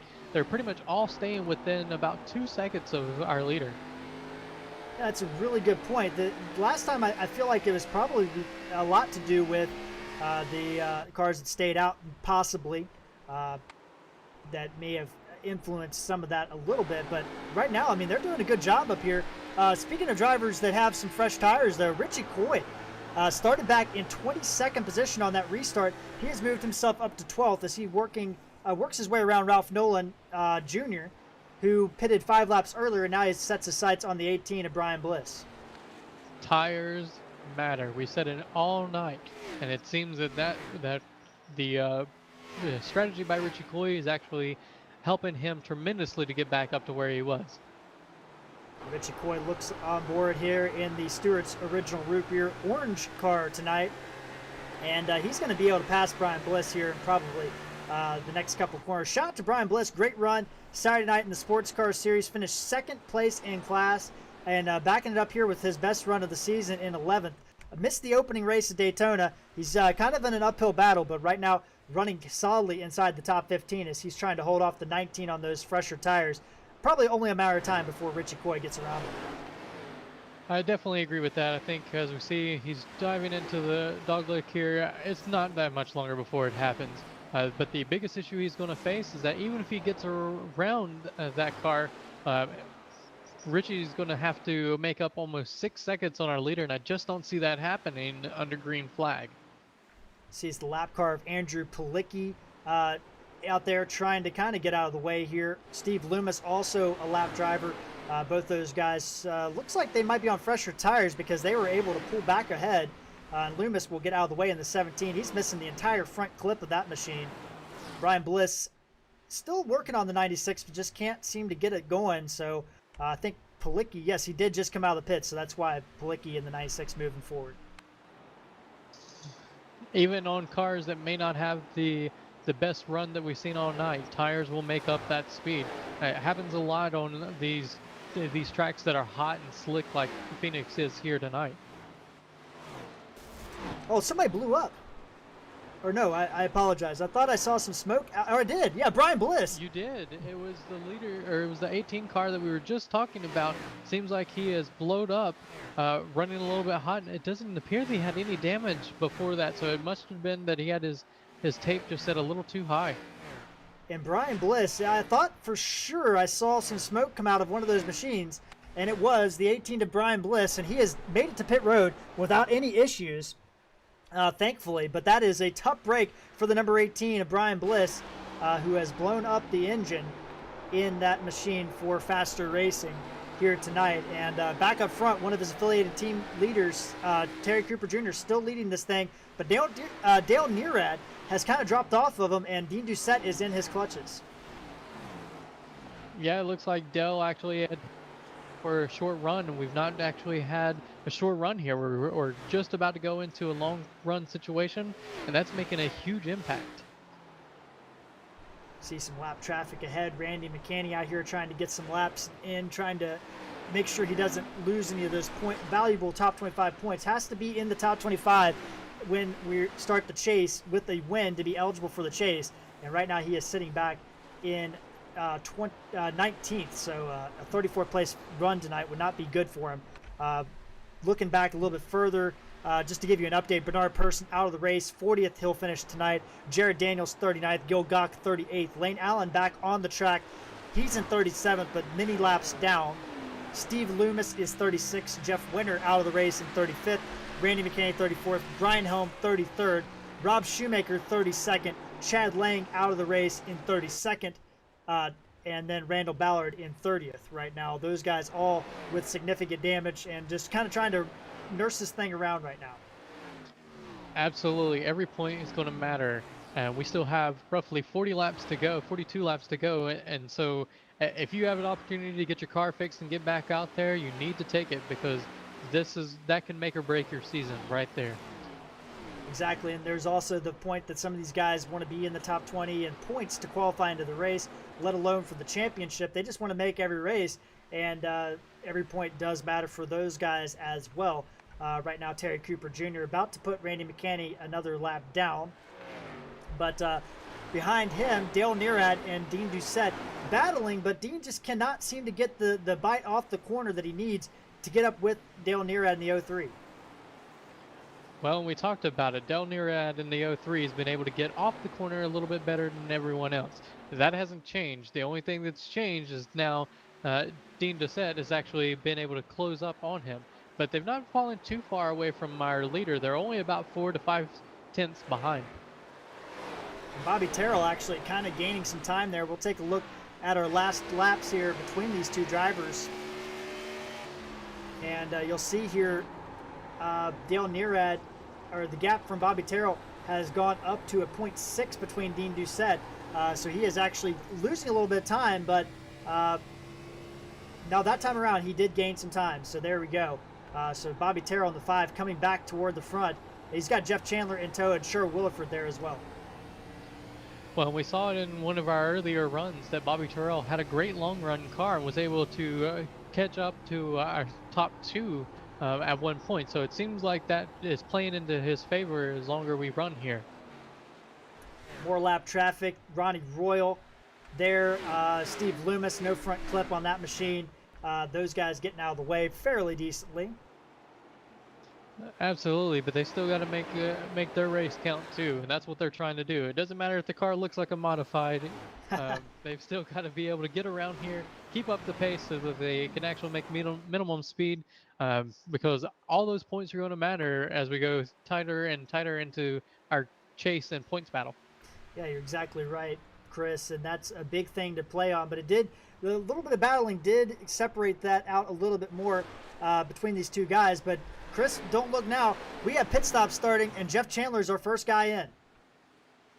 Well, Jeff Chandler learned the hard way that tires matter. So now he's going to go out and show how much tires can matter. Now that we're getting into about halfway between the last run starting and now. So we know that they can make it from here on fuel and on tires, as much as these drivers probably won't want to make it all on tires from here. That's a really good point. Tires going to be very crucial, but with 36 laps to go, we know Jeff Chandler is good on tires and good on fuel, so that is going to be something to keep an eye on. He's going to come out in 24th position. We'll have our pit timers down at the bottom ready to go when somebody else comes in. Tim Bills is also in his number 77 machine, but he is in 26th position, many laps down with some damage. So, but right now, Jeff Chandler, the only driver taking it up on the pits. Nobody else really looking to come in yet. Jeff is certainly hoping that we'll stay green the rest of the way. If he does, that'll start to work in his favor, as he'll be able to make up positions right now, make up time on our leader, and when our leader pits, he'll be right there, and hopefully it'll put him in the lead. Kevin Sargent going another lap down. That's going to just fluctuate just a little bit. These guys spread them out just a little bit more. Dale Nearad able to get through there a little bit quicker. But Bobby Terrell and Sher Williford have really caught up to the back of Dean Doucette. The final position on the podium, that position getting a little bit hot, more contested as this race goes on. Looking back a little bit further, Casey McMullen, quiet night, 7th place, doing a great job, but we have to give some dues to some other guys. Tracy Powers in the 45, up 13 positions into 8th place. Quiet night. Looked like that car was around a 20th place car, made some adjustments on it, and he's now inside the top 10. And just behind him, Wayne Grossi, last year's runner-up in points, who's had a bad season by all accounts, 33rd in points so far this season. He is in 9th, just ahead of Richie Coy, who has the newest tires on the track, in 10th. Well, we know that the best thing that you can do is actually have a quiet night. Quiet night doesn't necessarily mean that you're going to be in the back. Sometimes it just means you've avoided all the chaos from the race. We got a caution, and it's Jeff Chandler. He is in the wall, and the guy that just came out on pits has wrecked it off of turn 4. And let's see what happened to Jeff Chandler. Coming into the turn, Ronnie Royal up high. He's down on the apron. And he just gets loose off the turn and just tries to save it. Smashes the inside wall by himself. Unfortunate night for Jeff Chandler. Tough break for the 31. Absolutely. We talked about how Jeff was going to need it to go the rest of the way on a green flag run. And that's certainly not the caution that he was hoping for or looking for. Tough to see someone that we knew that was running strong here tonight. But cold tires just made it a little too loose, and we've not had a opportunity to do a green flag stop in a while. So just being able to fill those tires is a huge issue when you're going back onto the track with no heat in them. This could be the money stop, and right now we don't see anybody gambling to stay out. All those drivers staying out are a lap down drivers, so they will have to pit the next time around. So everybody on the lead lap down on pit road. Dean Doucette's going to be the first guy in. Or sorry, that is Dale Nearad, the first guy in. Wayne Grossi in back further. Sure, Williford dipping in, and now Terry Cooper and Dean Doucette have to go all the way to the front of this line to get their cars into pit road. A long wait, and that's going to be crucial here as they're in the pits. It is, and we also want to watch out for anyone that speeds. This is probably going to be the last stop of the race unless we have another caution after this, and that's going to be a critical moment. If you get caught speeding here, you can't make it back up. And Dean Doucette's going to beat Dale Nearad off the pits. Terry Cooper is going to remain in his position in first place. But Dale Nearad, it looks like, wins the race off pit road. Certainly close, and it's one of the best things about iRacing here is that you don't actually have to worry about the human error part on the pit stop, except for your own. The times here are determined by how quick you get in and out of your box, and that's really what makes the difference here. So if you see people gaining positions on pit road, it's actual driver skill and not just their pit crew. Exactly right. And Dale Nearad, I have to say, if I'm not mistaken, Chris, I'm getting word that Dean Doucette got a speeding penalty. Man, what a critical mistake this late in the race. We just talked about it. We knew that it was going to come down to driver error, and that's one of the biggest ones that you can make going into what we hope is our final run here tonight.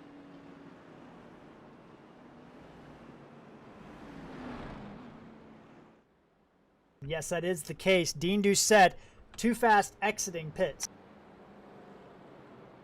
That'll put him all the way back in 24th position, the last car on the lead lap.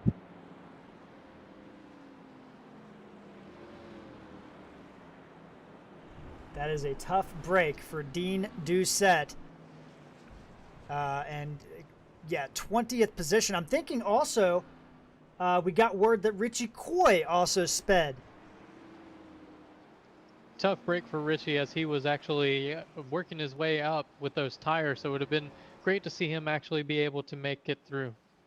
So Richie Coy and Dean Doucette will now line up 20th and 21st, and they have a lot of time, or a lot of laps, or wow, a lot of positions to make up, not a lot of laps to do it. Well, we've certainly seen how that has impacted our top performers before.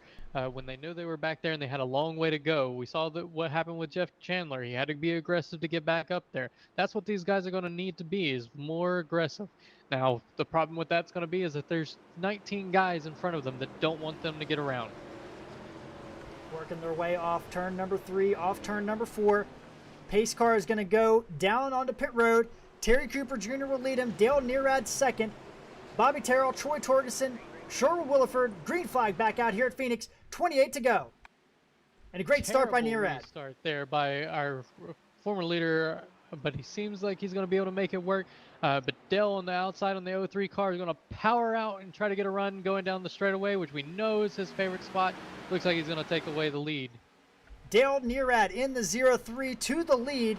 Terry Cooper has dominated this race, and now Terry Cooper has to be the driver in the hot pursuit position, as he's going to have to chase down the 0-3. Bobby Terrell in third, Troy Torgerson fourth, Casey McMullen fifth right now.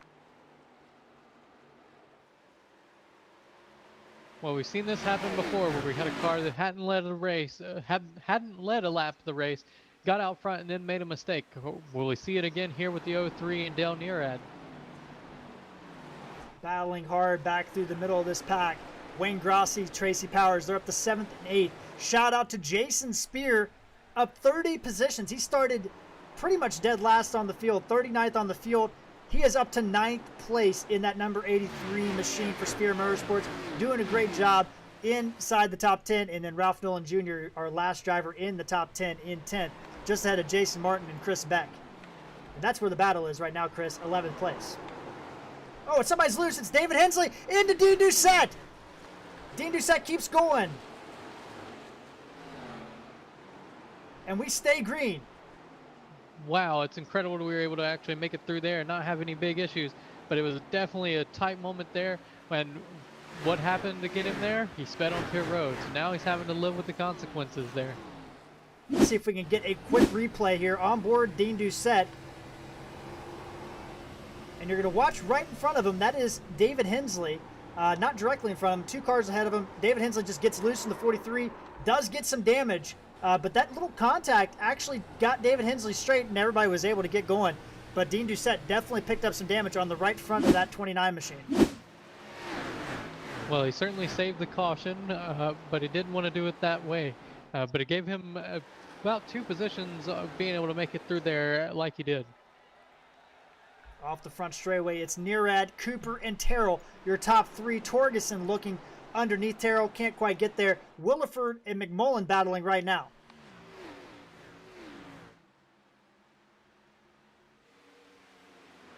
Now, Chris, when that happens, if you're Dean Doucette, I mean, he's still picking up places, but does that rattle you at all when you've just basically avoided a big wreck that could have ended your night? Absolutely. I mean, you've come into this race with a rhythm, and that rhythm has now been interrupted. So now you've got to get your focus back on the track, get them back into your places. Not only that, but your car may handle different now that it's got that damage. So there's Jason Spear in 9th place, just ahead of him, behind him, Ralph Nolan. But also shout out to Chris Beck, doing a great job in the 44, up 24 positions in 11th place, just ahead of Gary Griffith in the 12 machine. Dean Doucette is behind those guys, and Richie Coy is coming as well. Those guys, despite having that little hiccup there, are still moving forward. Well, they had a strong car to begin with, and the damage doesn't seem to affect that too much.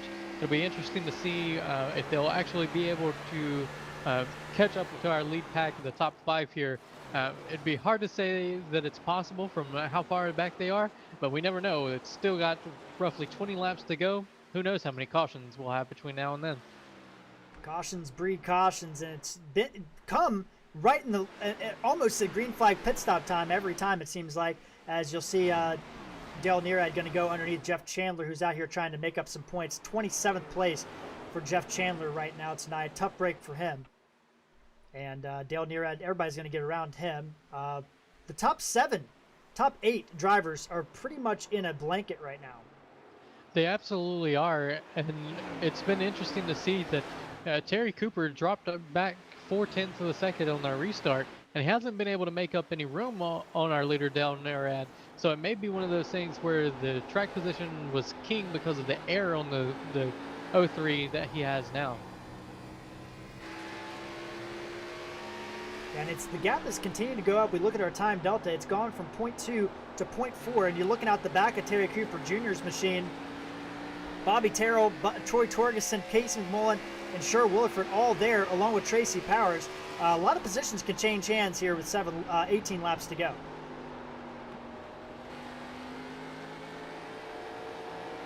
You see that our leaders dealing with some heavy lap traffic here. as it comes up on the 91 and is able to get around pretty easily. But you can hear the guys in the chat. They're actually trying to help one another get around those lap cars, because no one wants to create a caution, especially if you're laps down like a few of these guys are.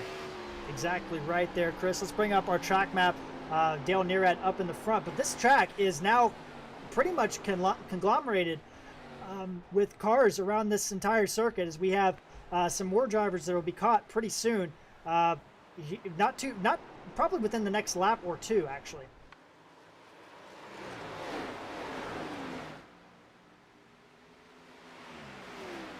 But we got to give credit where credit's due. Dale Nearad has been able to make his way from 26th up to first to be able to lead this race. And that's a lot of positions, and a lot of it had to do with strategy and also being in the right place at the right time. A lot of other guys made mistakes tonight, which put them farther back and ended up catching them into danger, and it's come back to bite them. But he's been able to race a clean race. Not many drivers out here tonight have not been involved in some sort of incident. That is a great point. The first thing you have to do to win a race, Chris, and I think you'll agree as a driver, don't make mistakes. Don't beat yourself. And Dale Nearad, at the very minimum, hasn't done that so far. 14 laps to go. He's leading. The rookie, can he pick up his first career win at FTSR here tonight? Well, you know the best way to earn championship points, and that's by ending up on the podium. That's what Dale wants to do tonight, as he comes up on some lap traffic here again. And these lap cars are going to make it a little bit interesting, as they're not giving him a lot of room. You can see that he's having to check up and make his way around. And as he does so, Terry Cooper Jr. is making up ground on him. And that's Rory Collins in the Beer Cloud Auto Racing, number 62. In fairness, he is battling for position with that driver just ahead of him. And that makes it a little bit more difficult for him in that position. When you're trying to get, you don't want to give up positions to guys you're racing with either. Well, you can't. I mean, we talk about it. The points matter. Every single point matters. 12 laps to go. Kevin Sargent, though, gets way off the gas. He is on the apron, so the 09 actually looks like he blew up. Oh, he blew up. Good call. Thought maybe he was just getting out of the way, but Kevin Sargent has blown up on the track, and that's going to create a big problem. Yeah, blew up and coming off turn 3, or 4, I should say. That's going to put us roughly with 8 laps to go after this caution for an 8-lap shootout. We've seen Bobby Terrell needed a long run for his car to make any ground up on the top 2. It'll be interesting to see if he decides to pit here to make some changes to his car for the short run. As far as that goes, for anyone that's not in the top 2, I think if I'm not in the top 5, I'm pitting here. I think if I'm not in the top 5, I love pit strategy, Chris, so I think we're going to battle a little bit here. I think if you're not in the top 5 and the leaders come to pit road, I think you stay out. This could be a big chance for you to get up front. And yes, I know the tires have been a factor tonight, but can they pass you in 8 laps? I don't know. Well, even if they can get to you to pass you, how difficult can you make it for them to get around you?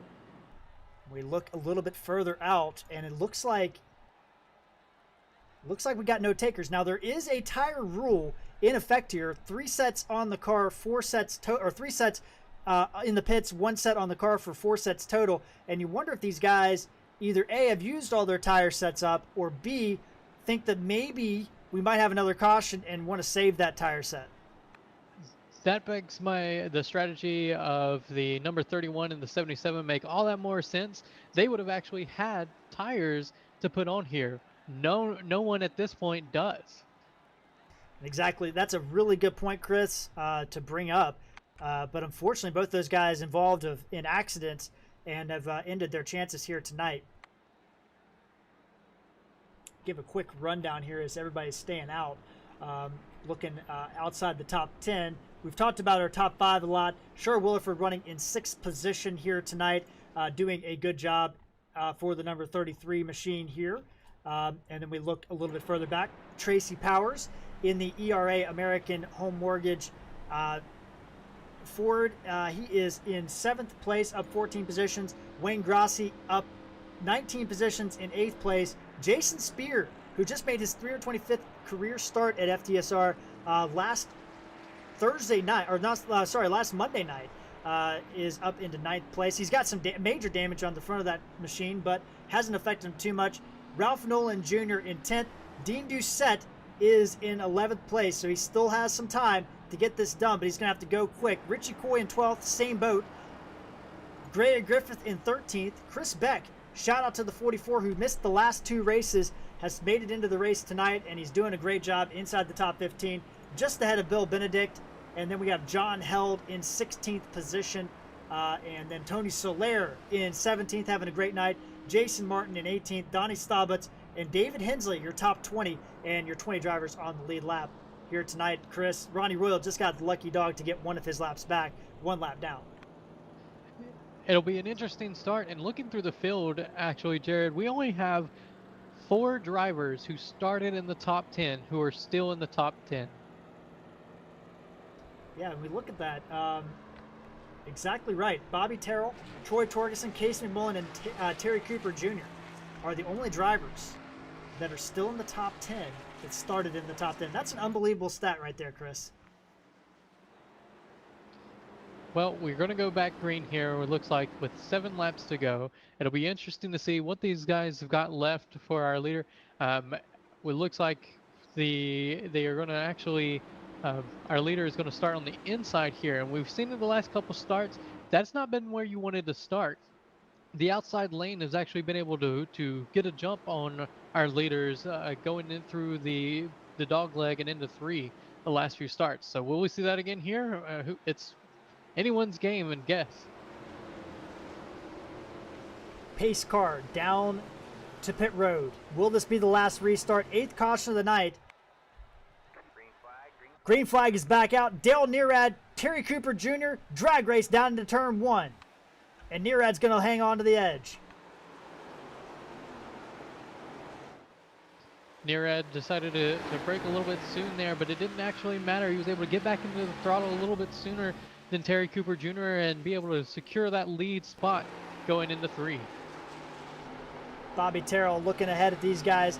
A little bit tight in the middle, but he's holding on to that position. Terry Cooper loose off turn 4. Terrell getting a good run down the front straightaway.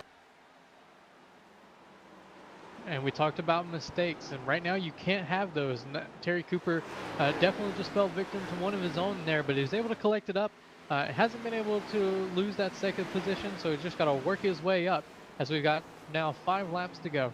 Big battles in the back here. Jason Spear, Dean Doucette, Richie Coy, Wayne Grossi, all battling for positions back here. Coy on Jason Spear gets loose off 4, holds on to it. They're 3 wide now. Coy's going to get around him before the turn, but that could have been bad as Jason Spear trying to hold on to that 83 machine.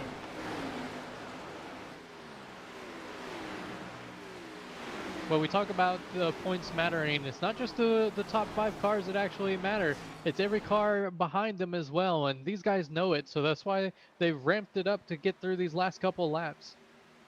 Doucette trying to gain more positions. He's got Tracy Powers, Sher Williford, Casey Mullen. They're all battling. It's good. Excuse me, go time now at this point, and they're 2 by 2. Troy Torgerson trying to work on the outside of Bobby Terrell just in front of him. Well, the best thing that the 03 can see is the 5 and 98 actually battling behind him. That means that he's only got 1 car to worry about, and that's the 25 of Terry Cooper.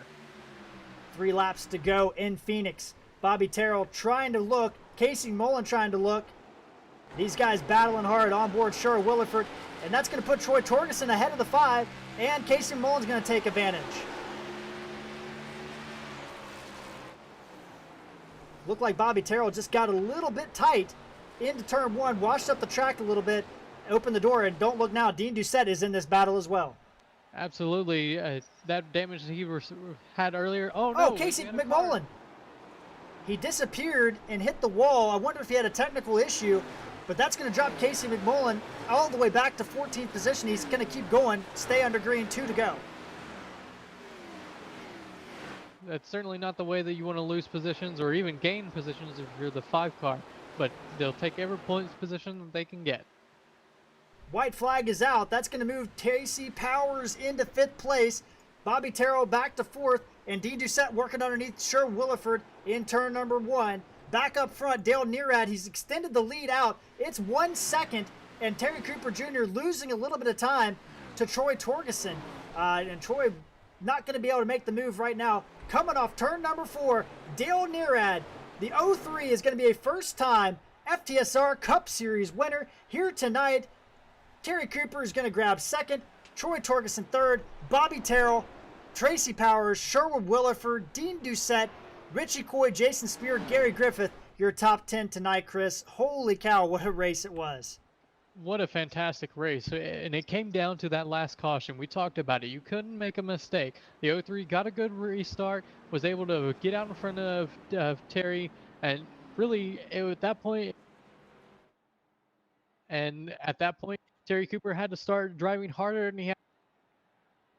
And as we saw, he made a mistake getting into the corner, which ended up costing him a little bit more time. And at that point, your tires are heated up. And for a short lap battle like that, that puts a real hurt on those tires. Exactly right. Had a little bit of technical difficulties there with Chris. But for the most part, we got what you were saying, Bud. And Dale Nearad going to burn it down, backs it into the fence on his burnout here. But congratulations to Dale Nearad here tonight. Let's take a look at our official finishing order here tonight and show you how this race went down. Dale Nearad will grab the win. Terry Cooper Jr. second. Troy Torgerson third. Tracy Powers, Bobby Terrell round out your top 5. Sherwood Williford holds off Dean Doucette for 6th. Richie Coy will recover for 8th. Jason Spear holds on to the top 10 in 9th, with Gary Griffith recovering to 10th, just ahead of Wayne Grossi. Looking back through your 11th through 20, you had the number 7 of Wayne Grossi in 11th, Ralph Nolan Jr. 12th, Chris Beck in 13th, Bill Benedict in 14th, John Held in 15th, Casey McMullen, who had that unfortunate loose exit out of the turn, brings home 16th, 17th, Tony Soler, 18th is Jason Martin, 19th is David Hensley, and 20th is Donnie Stolbutz. Donnie Stolbutz rounding out your top 20 there. Looking a little bit further back at the rest of these guys. All these guys back through here had some trouble. Tough break for Kenneth Schultz. He was having such a great run. He'll finish 22nd just behind Ronnie Royal. Rory Collins recovered for 23rd. Jeff Chandler, tough break, in 25th. Brian Helm, tough break, 29th here tonight. Got involved in some accidents. Not of his doing here. Rachel Hunt, the same situation. Randy McCanny, one of our winners, in 36th here tonight. Chad Lang just ahead of him in 35th. Brian Bliss, who blew that engine out of nowhere, he was in 34th here tonight, just behind Tim Bills, who also was up front. Bernard Person, last year's championship winner, will finish 40th here tonight. Tough night for him, as he'll have to look on to Atlanta next week and actually put up a clinic to be able to make up the points that he lost tonight. Exactly right. Well, we're going to take a quick commercial break, and then we're going to hear from our top 3 finishers here tonight at the Phoenix 250.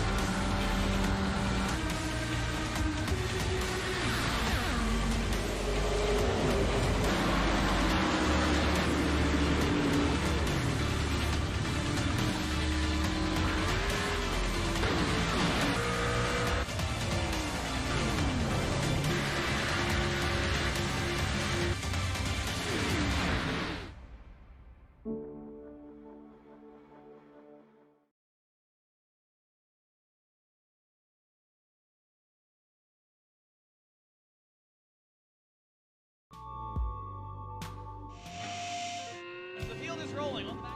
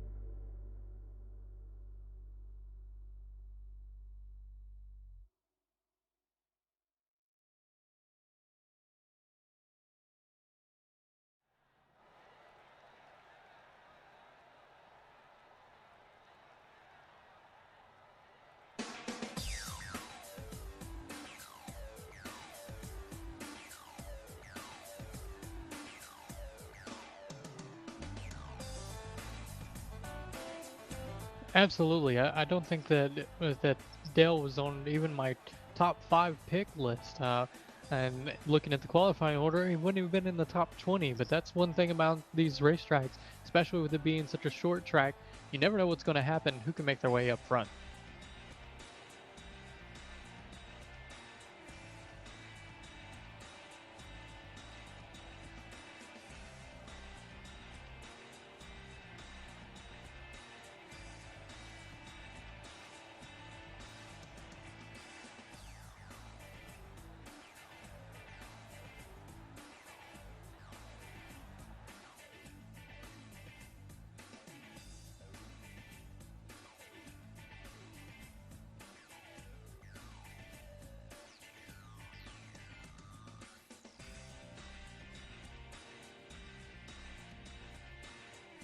Absolutely. The biggest impact that I can see is Casey McMullen. That turn coming loose actually cost him a lot of positions behind our points leader Terry Cooper.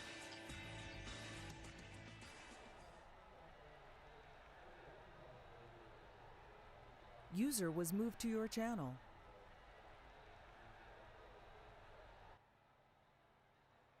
Oh, thanks a lot, guys.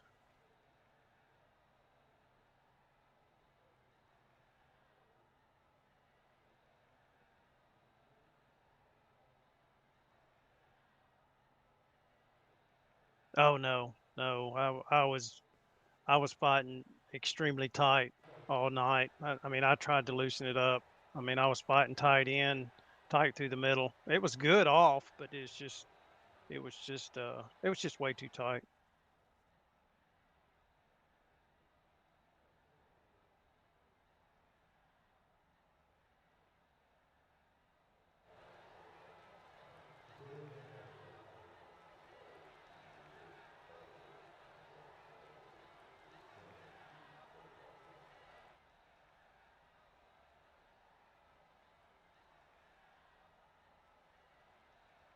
Uh, well, as you see how it affected the event, it uh, wasn't.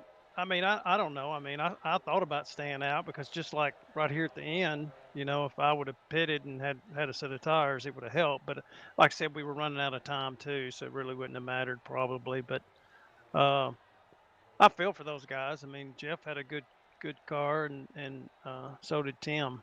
So you know, it's just the way it goes. You don't know what to do sometimes.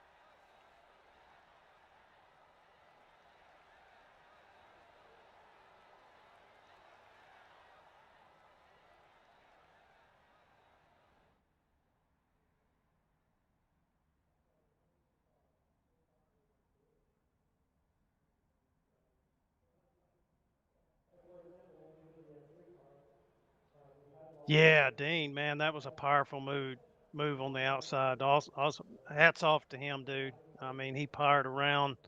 I was surprised that he powered around like that, and like I said, that was an awesome move. Congrats to Dale. I mean, well deserved win. Surprising win because you know Dean probably would have won maybe, and then Terry was up there too, and Mike could have won. So uh, it was a pretty awesome race. And then, like I said, I was when those tires cycled, it just made my car worse. I mean, it just kept getting worse and worse. The nose wouldn't stick at all. And then, like I said, Troy just powered around me on the outside. But I'm happy to come in fourth. I mean, I'll take it.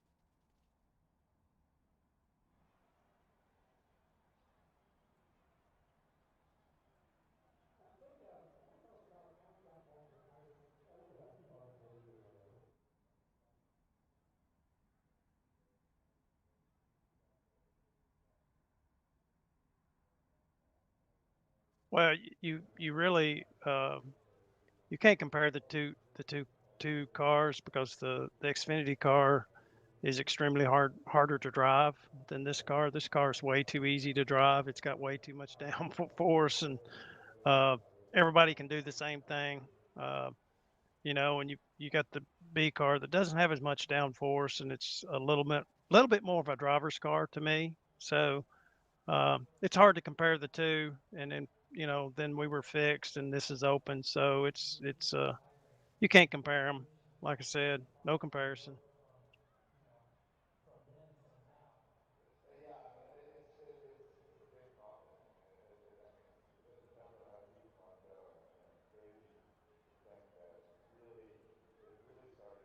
Well, as you well know, I like it hot and slick, so hopefully it's hot and slick.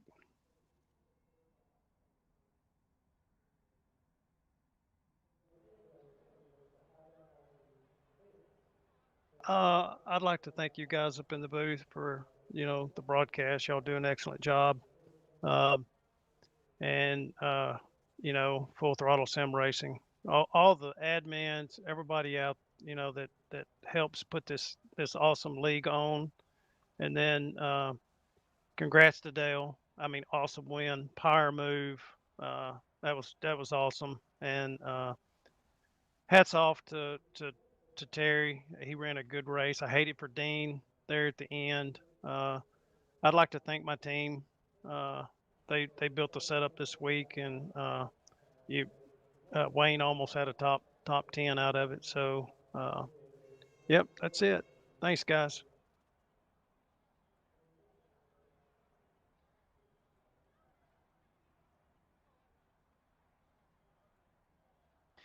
Troy, first off, congratulations on your podium finish there, man. It was definitely a quiet night for you, but in all the best way possible. And the power move you had on Bobby right there at the end in the number 5 car was just amazing how you were able to get off the corner and get around him.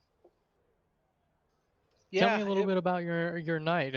What did you see? What did you feel on the track? What were your high moments, your low moments? Anything you think that would be interesting? yeah, thanks, Chris. Yeah, we had a good qualifying run. We started in the top 10 there, and was running up there in the top 10. We had a couple of cautions there. Got into a little bit of an altercation.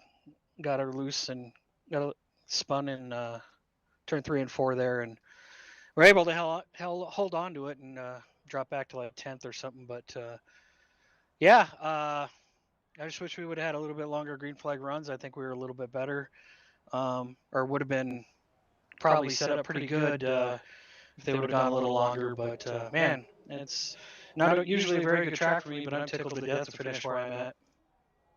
It's certainly a difficult track to get around at, and especially once you get loose like you did early on in the race. And as a driver myself, I know that it's incredibly difficult to catch it once the rear end, especially here. It seems like you got a lot of room because there's about 4 or 5 lanes till you hit that inside wall, but that doesn't matter here, especially once you get too loose. What was your strategy for going into the race? Is there anything that ended up getting mixed up on you that you weren't expecting? Yeah, like I said, I raced some NIS earlier, and there was quite a few cautions. But man, we'd gone caution free, one caution free, whatever. So I was expecting a little bit longer run. So burning up the couple of set of tires early on before halfway through was kind of a little scary there, not knowing what the rest of the race was going to bring. But it played out. Yeah, going back to that race with Bobby there, the last few laps, man, that guy is something. He's awesome, man. He's he's a great driver, and to be able to go door to door like that with him, that was great. Yeah, it was great watching you guys there at the end. I gotta say, definitely wasn't expecting it, but the power move that you had was just incredible, man. Congratulations. Do you think if you'd had about 5 more laps, that you could have caught up to Terry or Dale? I thought I did catch Terry there. I was driving it pretty hard. Maybe a couple more laps. Who knows? Terry's a good race car driver too, man, and he makes that car as wide as the track. So yeah, I don't know if I would have caught Dale, but man, it just what a great run for the '98 team tonight. Absolutely, it was. Is there anyone, sponsors, family, friends that you'd like to thank from back home? Yeah, and I think my teammate GTP Motor or GTP Sim Sport, Gary and Bill and uh, Kurt and God, I can't even think right now. Jared, all the guys back at the shop, man. They're put a great car under us tonight, man, and we were able to come forward. And Gary put the paint on it for me, the Navy car. It's pretty sharp, and yeah, thanks to my team, and thanks to you guys for broadcasting, man. Thanks to Brody and all the gang that puts these events on for us. It's a pretty great group of guys we got here. Absolutely. It was fun to watch you tonight. Hope to catch you next week when we make it to Atlanta. Jared, I think you've got our podium top tier driver with you. I'm down here in victory lane. The champagne spread is spraying, and Dale Nearad has grabbed his first career Full Throttle Sim Racing Cup Series victory. Congratulations, Dale. First off, I guess the big question is, how did you come from 26th starting spot to get this thing done tonight? I have no idea how that happened in my worst track here, actually. But I think it was all about the luck, all the cautions that went on, and also the setup that Bernie and Brian, they worked hours and hours and hours on it. They produced a really good car here for me, so I think that's what got me up there tonight. Yeah, I mean, in a tough break for some of your teammates, got involved in some incidents early in the race, but you were able to get through some of those incidents and put yourself in prime position. You got yourself into top 10 by the first caution. The second caution, you're in the top 5, and then the final caution, you get yourself up onto the front row. And you're battling with Terry Cooper Jr. and Dean Doucette, who's been up there all race long. And did you think that you had anything for those guys? No chance. To be honest, no chance. I did not think I was going to round those two. I actually thought I was going to fall back a little bit, but I'm really happy about getting that win here tonight. Yeah, and we saw you make that. Bobby, we were talking to Bobby Terrell and some of the other guys. Big power move on the outside to make it stick on the outside, get around Terry Cooper Jr. And that was the last that she wrote, not on the last caution, but the caution beforehand. And then you were able to get a great restart and kind of scoot away from Terry Cooper there at the end. How good was that car on the short run? It actually felt really good all around with short, medium, long runs, but I don't know. It was really good. It was all Bernie and Brian's all that work got me there. And those guys definitely are some of the top setup builders in the league. But Dale, you get a win that potentially gets you into the championship 16 here in about 23 more races. You're currently 11th in points now, up 5 positions. Heading into Atlanta, what more can this 0-3 team do heading forward into some of these other tracks? I'm just going to keep doing what I've been doing all the time. Just take it easy. Just make sure I run all my wheels off and try to get me some more wins throughout this season here. Did you think you'd get your first win in your just your 4th race, Dale? Because I mean, that's a big milestone for any driver. No, I did not think it was going to happen even in this track too. When it was my worst, I struggled here during practice. I couldn't even qualify good with a hot lap, but it was a tough feat winning this race today. Well, Dale, congratulations, man. I know how great it is to get your first career win and how special it is. I'm going to turn the floor over to you, bud, and let you have the last word here. Nah, you can take that off there. That's all I got to say. All right, Dale. Well, congratulations, man. Have a great race, and we look forward to talking to you more this season. Chris, what a race it was. Dale Nearad getting that thing done tonight. Absolutely. We talked about it, being able to have a mistake-free race, and that's what Dale was able to do as he drove his way back up from 26th. I mean, if you'd have told me that anyone outside of the top 15 was going to come away with the win tonight, I would have told you that you were lying to me.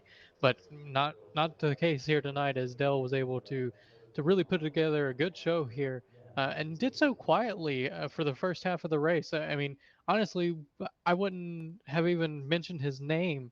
I wouldn't have thought until we got in about the second half of the race. Then it just seemed like he stayed there.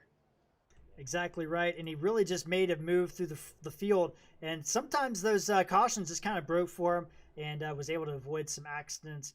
But you know, that's what a race it was. Chris, I can't thank you enough for stepping in the booth tonight. Hopefully we get to work again in the future. I'm going to let you kind of show us out here tonight, man. Really great job from you, and I really appreciate it again here from Phoenix here tonight. Let you have your final thoughts on the race. It was definitely a very interesting race. You know, these guys have notoriously had very few cautions leading into tonight's race, but this is the first track I think that they went to that, other than the road course, Daytona road course, that was very tricky, that presented a lot of driver challenges. I mean, it's very easy to overdrive this track. I mean, and we saw it several times throughout tonight. And we knew that mistakes were going to cost somebody a win. Now, did it? I don't know. I mean, Dell put in a really solid race, but we had the guys in the back that just seemed to, or not the guys in the back, the guys up front start to rotate. I mean, looking at the field, we still ended up with only 4 people who qualified in the top 10, in the top 10 at the end of the race. And a lot of them had to fight to stay there. I mean, you go through the field, and you see Terry Cooper. He may be the only exception to the rule as far as mistakes, and even he made mistakes tonight. I mean, you had Troy and Bobby who qualified in the top 10, and Dean Doucette, but Dean had a off night as well when it came through. He had to work his way back up to get up to where he was, and it was hard work for him. I mean, he got collected in pretty much a wreck that didn't even bring out a caution.